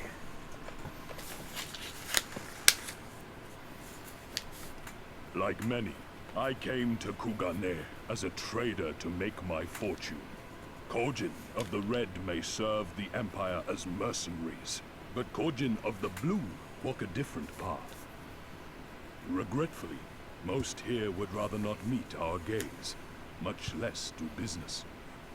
So I seek the custom of those less predisposed to dismiss us outright, namely the East Aldenard Trading Company. Quid pro quo, is it? Well, there is no denying that we owe you a debt. What say you, Hancock? Will you consider doing business with our entrepreneurial friend here? Rest assured, Master Soroban, that in matters of trade, the company does not discriminate. We would be honored to hear your proposal. I promise you will not regret this, good sir. Ah, yes. You sought passage across the Ruby Sea, did you not? I have a ship you can use. Oh, splendid.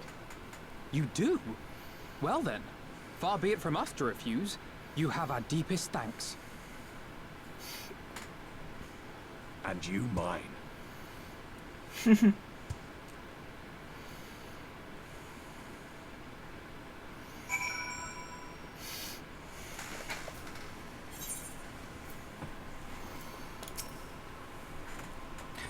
Lyse says, I'm still annoyed he tried to deceive us, but at least we were prepared for it.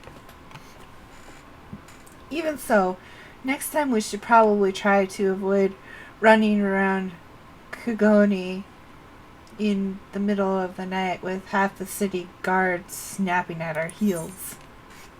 Might be advisable.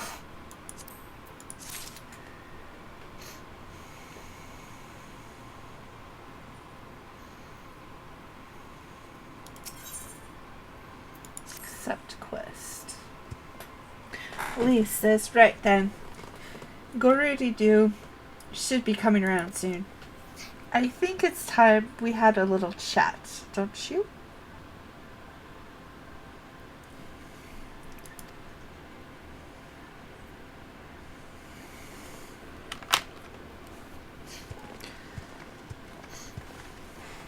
He's on the couch.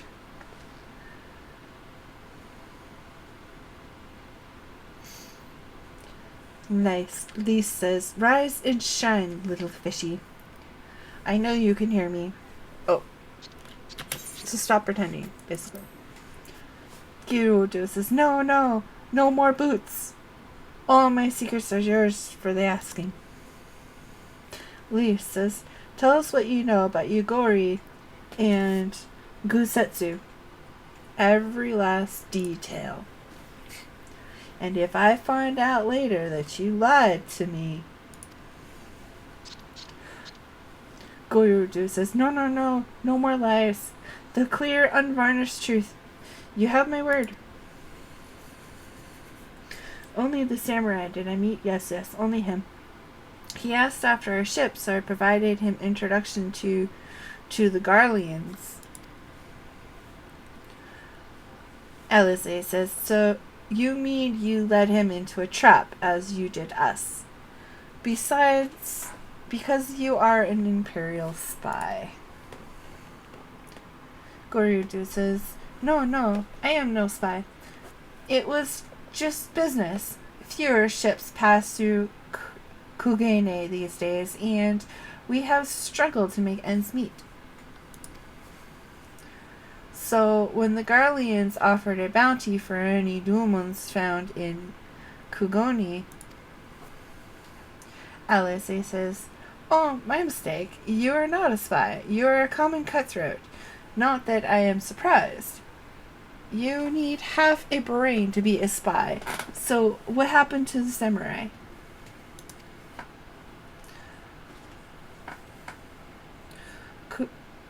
Goyodo says, such a cruel, vicious tongue you have. He would not go quietly. No. Blades were drawn, men were cut down, and the Shisaki Segomi came. They took the samurai away. Hancock says, hold on a moment. You mean to tell me the Indian they arrested the other day was Gusetsu?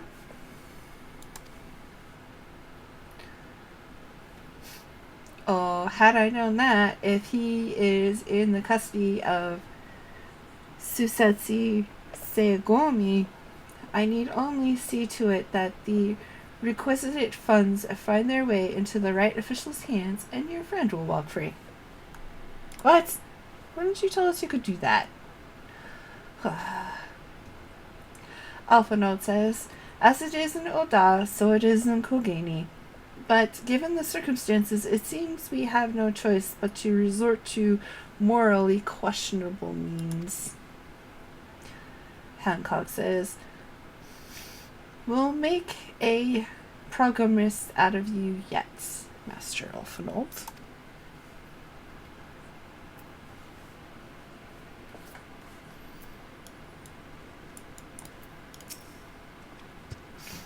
Hancock says, you are free to wait here while I speak with the relevant official.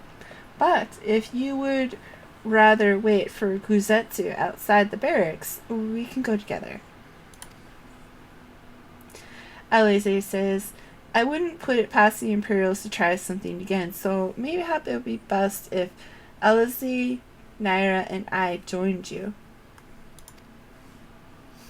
Lyse says, alright, but what about Gyudu? Alphinaud says, I will keep an eye on him for the time being. We can release him after you return with Gusetsu. He will doubtless have some choice words to say to the little fellow. Soroban, mayhap it would be prudent to prepare your ship for our immediate departure. Soroban says, as you wish. Hancock says. Everything is in order. Then let us be off. The Sisaki Segumi barracks are to the north. Alright. He squeaks.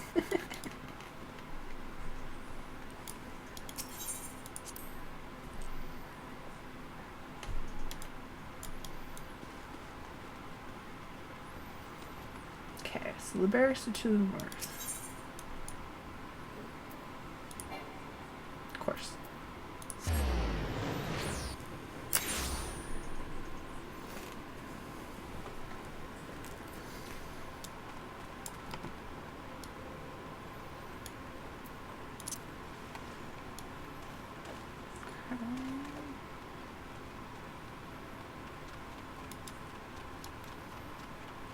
Shard.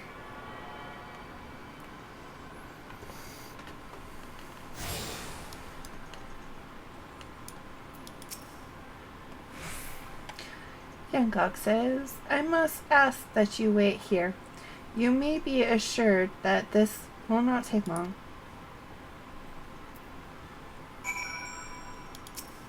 Destination. Lyse says, is it really going to be as simple as he says, do you think? Probably not.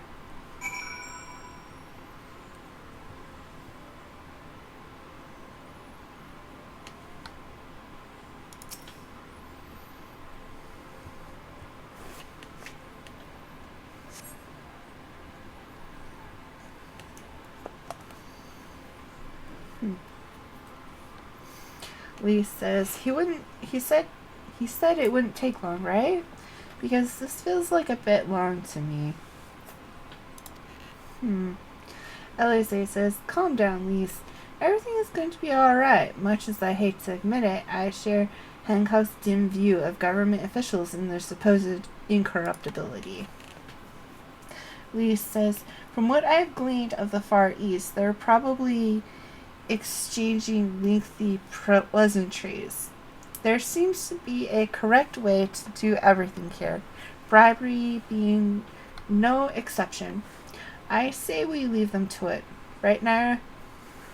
Yep, sounds good.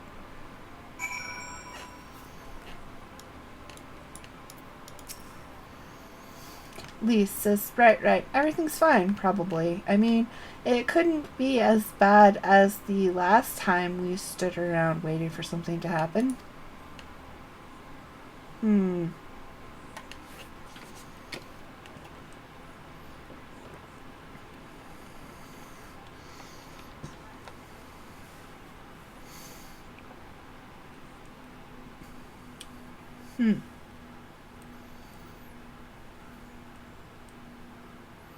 How about you?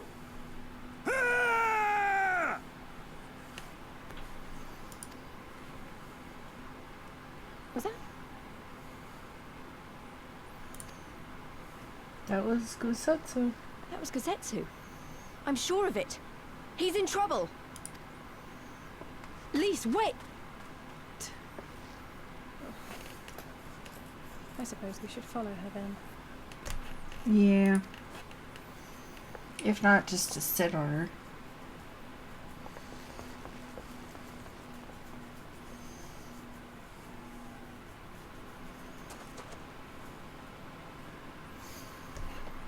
Victory to the samurai! Oh.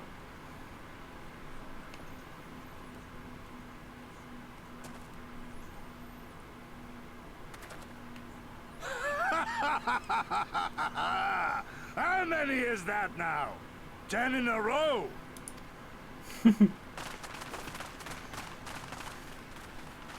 Gazetsu!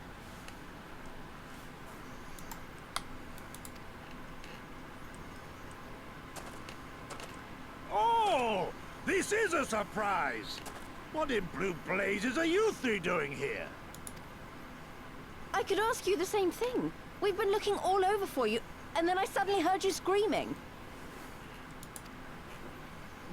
It would seem there has been a misunderstanding. Allow me to explain.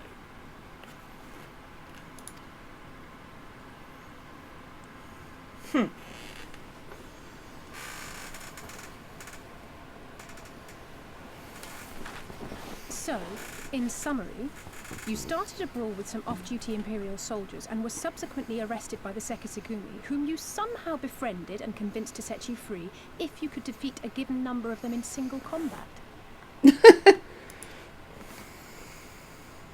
10 bouts for my freedom, aye. 'Tis but a pity you came too late to witness the last one. Okay. And with that, I'm free to go, yes?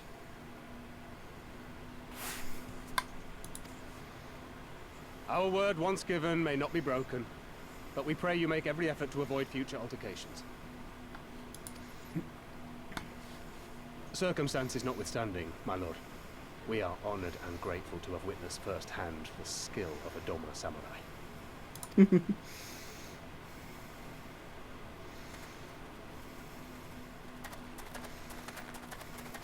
Ah, and we had just concluded negotiations. I gather my assistance was not required.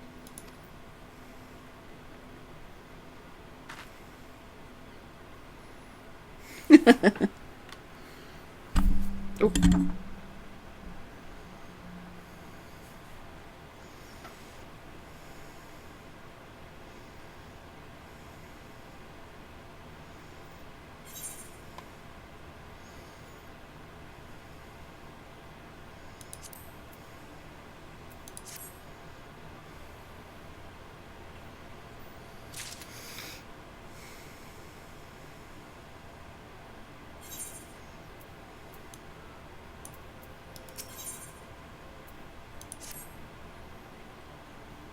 Guzetsu says, I must apologize that you endured such trials and tribulations in search of me. Lyse says, there's no need for that. You had no way of knowing we would come looking for you. We were after a ship to take you to Duma, yes? It just so happens we have found a willing captain. Guzetsu says, truly, what fortune. Lyse says, we will tell you all about it back at the company offices. Alphinold and Tataru are waiting for us there. Right. Did I attune to this or did I forget? Okay. Offices. Ruby Markets. I wish to enter the offices. Yes.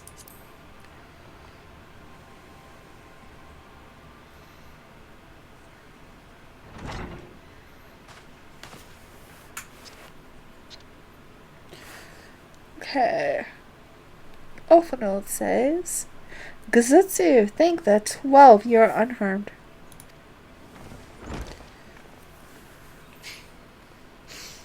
Guzetsu says, as you can see, Master Alphinold, I am the very picture of health.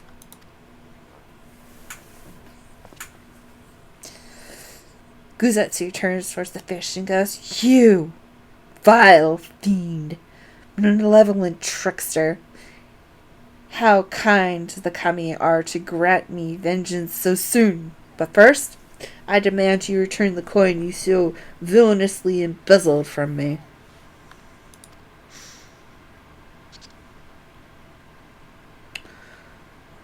Guyodo says, you have every right to be angry, good sir.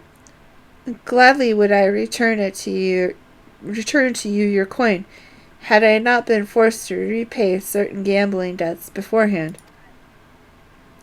Alphinold says, setting that matter aside for the moment, where is Lady Yagori? Was she not traveling with you?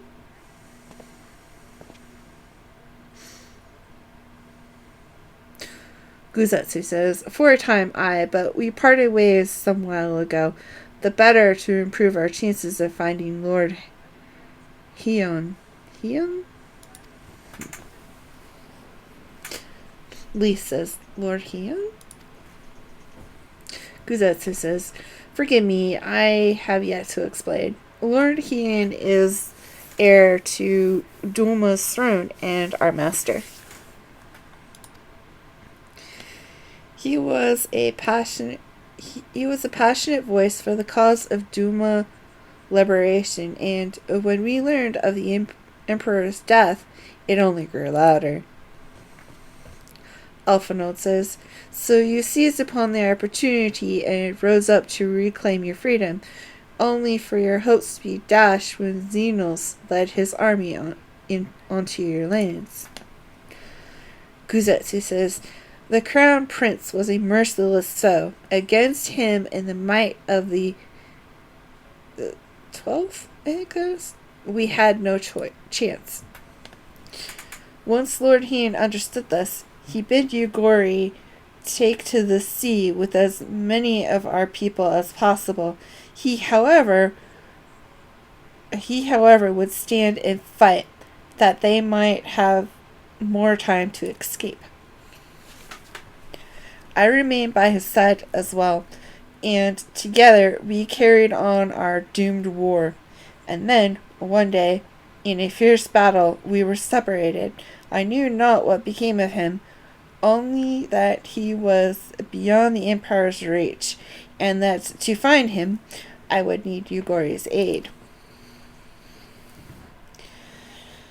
The situation grows more perilous by the day, for the new Viceroy, Yotsiyo,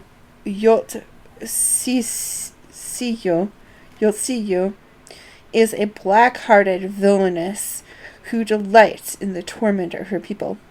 There is naught she would not do to further her pursuit of Lord Hien."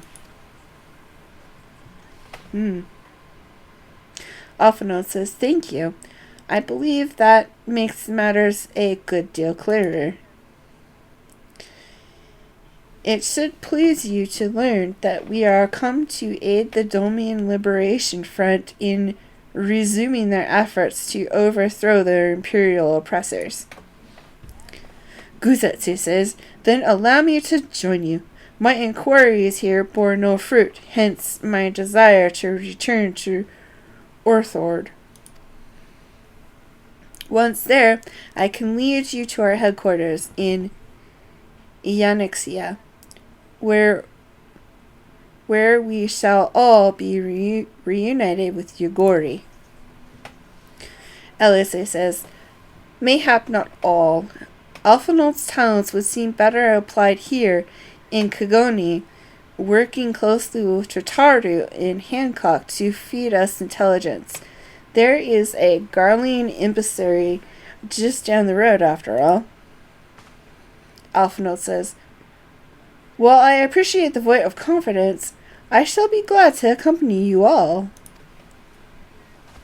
Alice says, "As a soldier in the field, so to speak, come now, brother. A competent commander assigns his soldiers the tasks best suited to them, as you of all people should know. And you are so very good at espionage and interference." Alphinaud says,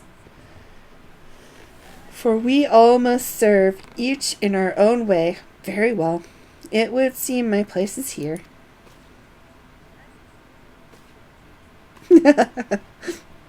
Tataru. Tataru says, "Suroban is waiting at the pier. Have fun, you lot."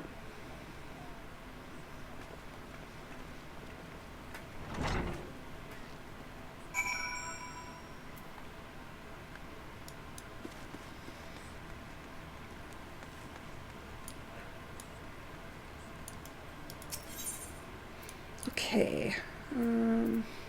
Yeah, here.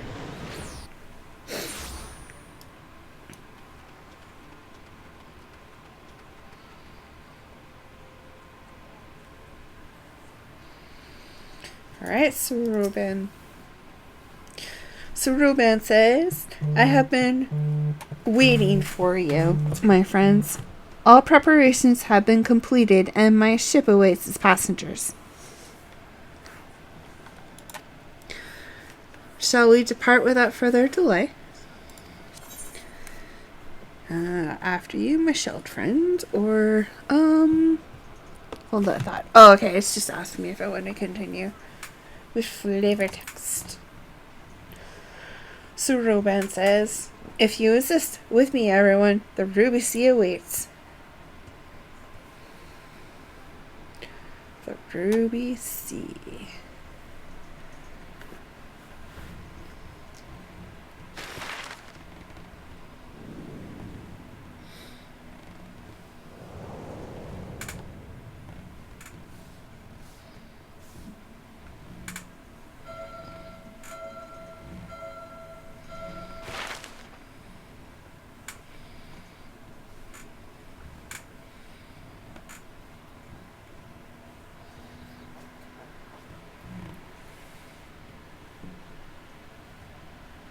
I remember the water, how it turned crimson in the morning sun.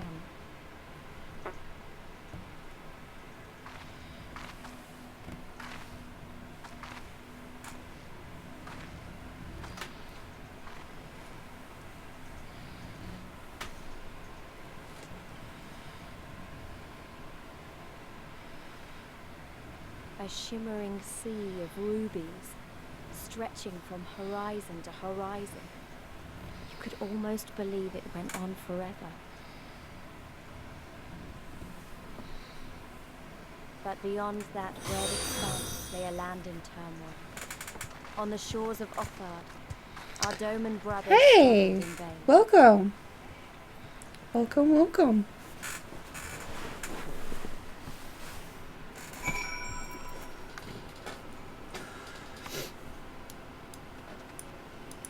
And thank you. Thank you very much. Okay. So Roban says, how wide and beautiful she is, the Ruby Sea, filled with promise and adventure and treasures, many wonderful treasures.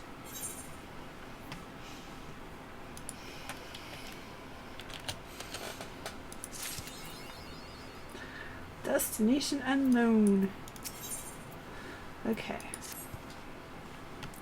So Roban says, now in order to reach the shores of Orthord, you will need to cross the resplendent waters you see before you. However, this is easier said than done. To set forth without making the necessary preparations is to invite the Confederacy to claim your vessel and your life should you resist. But this fate can be avoided by paying the ruby tithe, thereby earning you the blessing of the pirate lords. So, let us go and greet them. Our destination is the isle to the west. Lyse says, that doesn't look very far to me. Nyra, why don't we jump in and swim for it? I've had my fill of boats. So Roban says, an excellent idea. I think you shall find the water to your liking. I will use my ship to deliver those less inclined to the isle.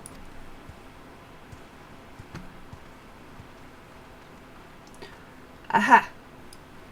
You gonna really swim for it? You weirdo. Wait, do I have to swim for it? Dang it.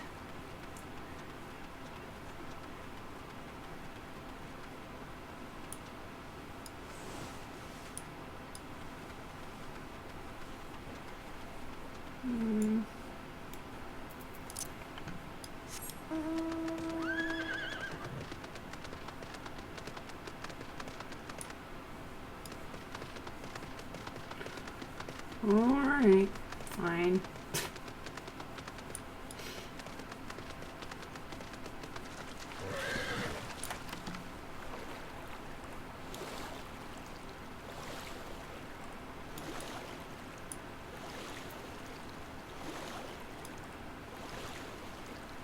Lyse.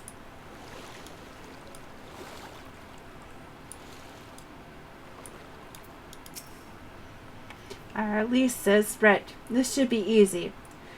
and a good way to loosen up before the next fight, whenever it comes. 20 Gil says I beat you there.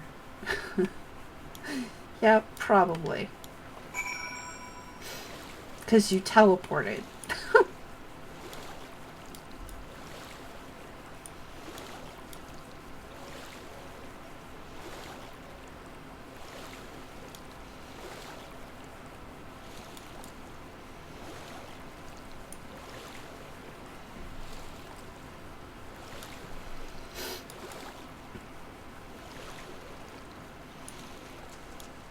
Ugh. See, at least told you, you freaking teleported. Sir Ruben says, "Ah, there you are. I trust you enjoyed yourselves. Follow me, my friends. The one with whom you must speak is a man named Tensil. Tensil?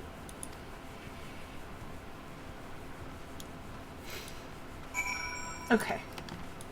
Don't forget to attune to the crystal. Don't forget the crystal." Is there a crystal? I don't see a crystal, actually. Oobly.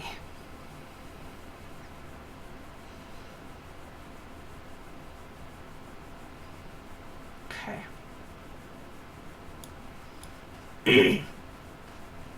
There should be a crystal.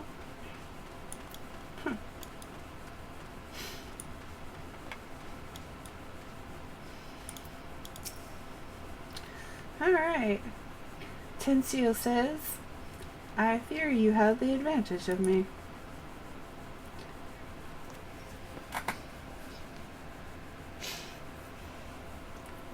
Tensil continues after having the explanations. He says, "Most honorable and esteemed Nyra Wulfenshade, I am Tensil, the honorable mate who serves at the pleasure of the Confederacy's captain. As you are in the company of the Shellback, I presume we have business to discuss." Yes, we do have business. Except, cutscene.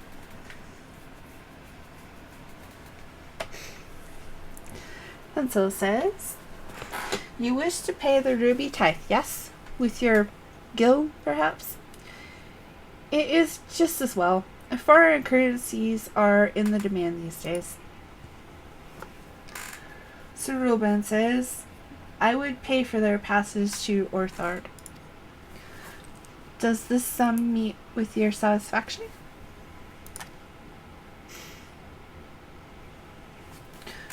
Tensil takes the tithe and looks at it and then says, "The sea has been quite tumultuous of late. I cannot say with confidence that you would reach your destination safely unless you tripled it." Lovely. Sir Ruben says, Do you take me for a fool? I know the price, as do all." Tensil says, "Alas, we live in interesting times.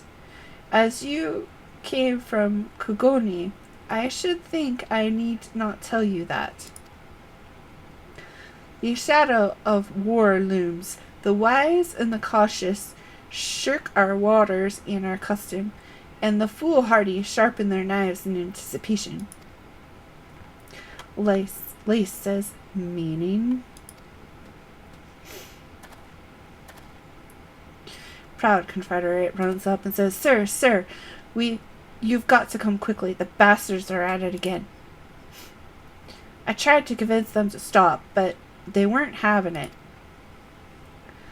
Tensil says, "Very well, I will be there shortly." A proposition. Your comrades strike me as a worthwhile investment.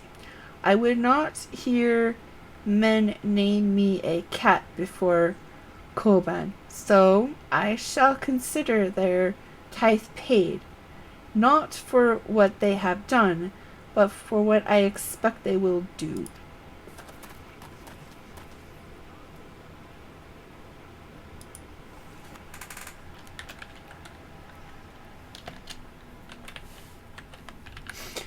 Lyse says, I am not sure what to make of that man, but at least the matter of our teeth is settled for now.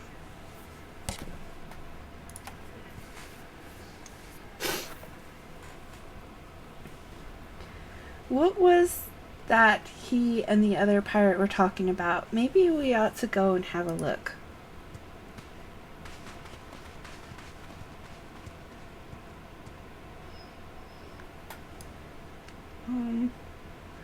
I like how they all just left me standing here. Okay, let's see here. Ooh, air current. Beautiful.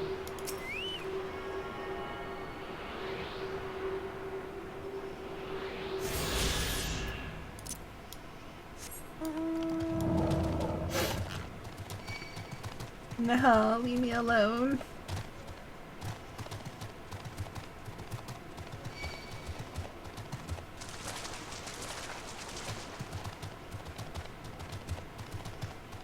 Okay.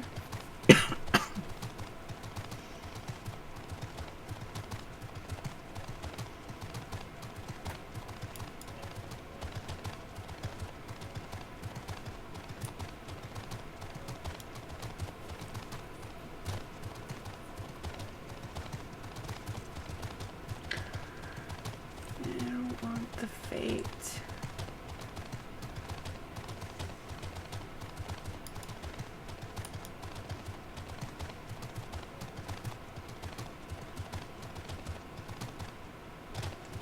Okay, it's over here.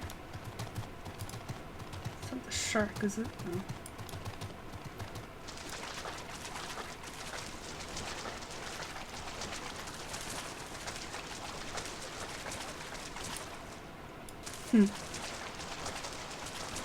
Oh, there's the destination point. Okay, got it.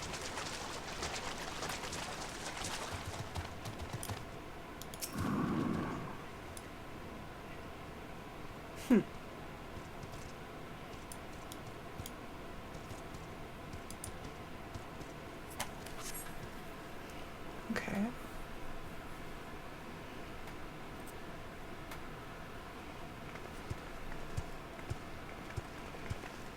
I'm trying to be sneaky. You can't all just walk up on me.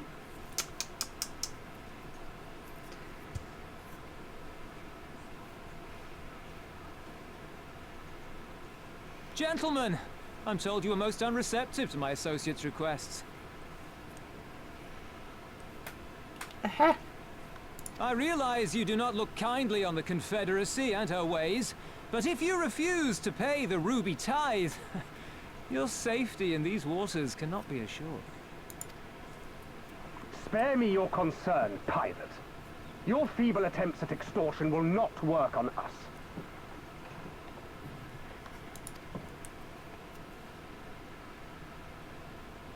You remain at large because we allow it. Because you are such insignificant little pests that we see no need to swat you.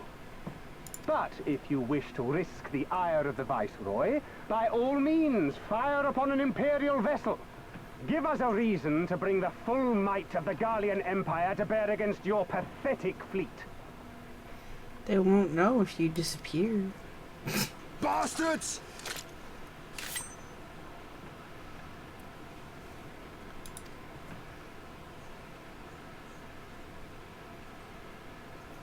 Gentlemen, surely the fact that you have such limitless resources at your disposal gives you all the more reason to spare some few coins for the less fortunate.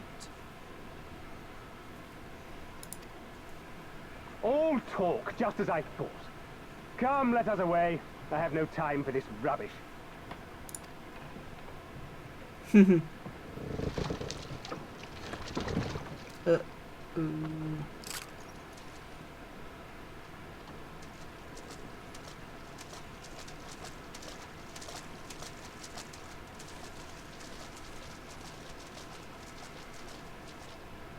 We're all the same to them, aren't we? Savages to be ruled or slaughtered.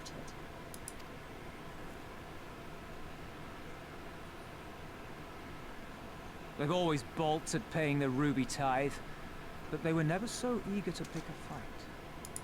The problem, you see, is that many of my comrades in the Confederacy are of Doman descent. And the acting viceroy, well, she's none too fond of Domans, to say the least. If we take any action to hinder the safe passage of an Imperial vessel, she'll accuse us of attempting to foment rebellion and brand us enemies of the Empire, which we can ill afford to be. Like the man said, we're all talk. And where did the Qiqirn stand in all this? All sorts. With the winning side, of course. They're mercenaries to a fault, eager to offer their services without coercion. The Shellback could tell you more, though something tells me he would rather not.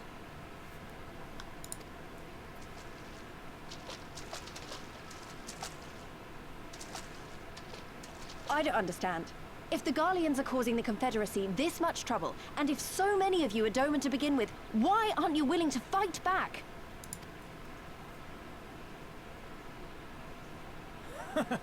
Spoken like a true friend of the Doman Liberation Front.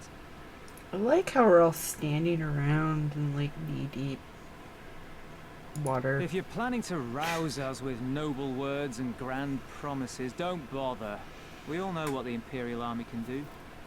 Compared to them, we're boys with boats. Boys with boats. Besides, what ties a man may once have held to his home are forsaken upon joining the Confederacy. We look out for none but our own.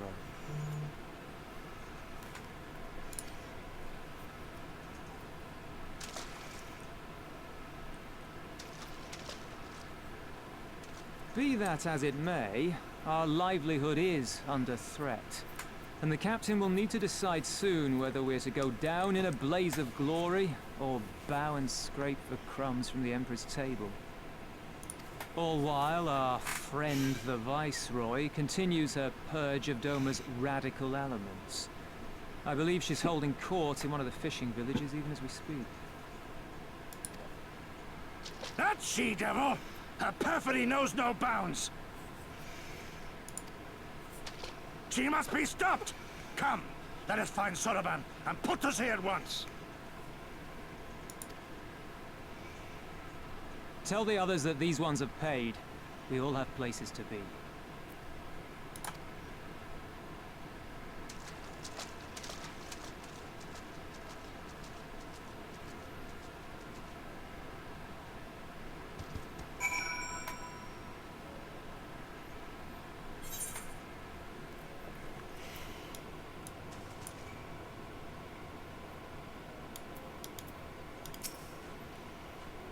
Okay. Uzetsu says, "What are we waiting for? Come, come. Soroban cannot have gone far." Though, now that I think on it, it is passing strange that he left without warning. Mayhap he did not wish to be seen by his Qiqirn brethren? I doubt he thought to leave us behind, but nevertheless, it may be prudent to return to his ship. Or at least to the Confederate encampment.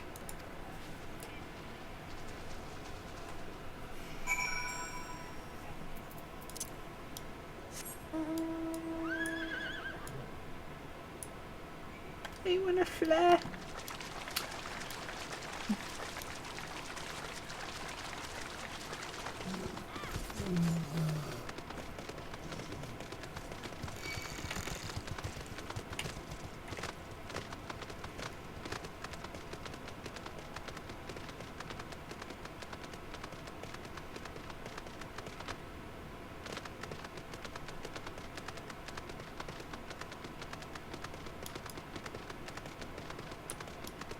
Oh, can't go through there. I need to go this way. That way is blocked. Need to go around. Can I jump up there?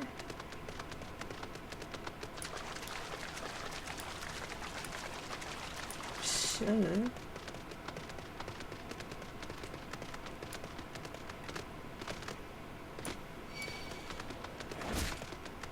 There you go.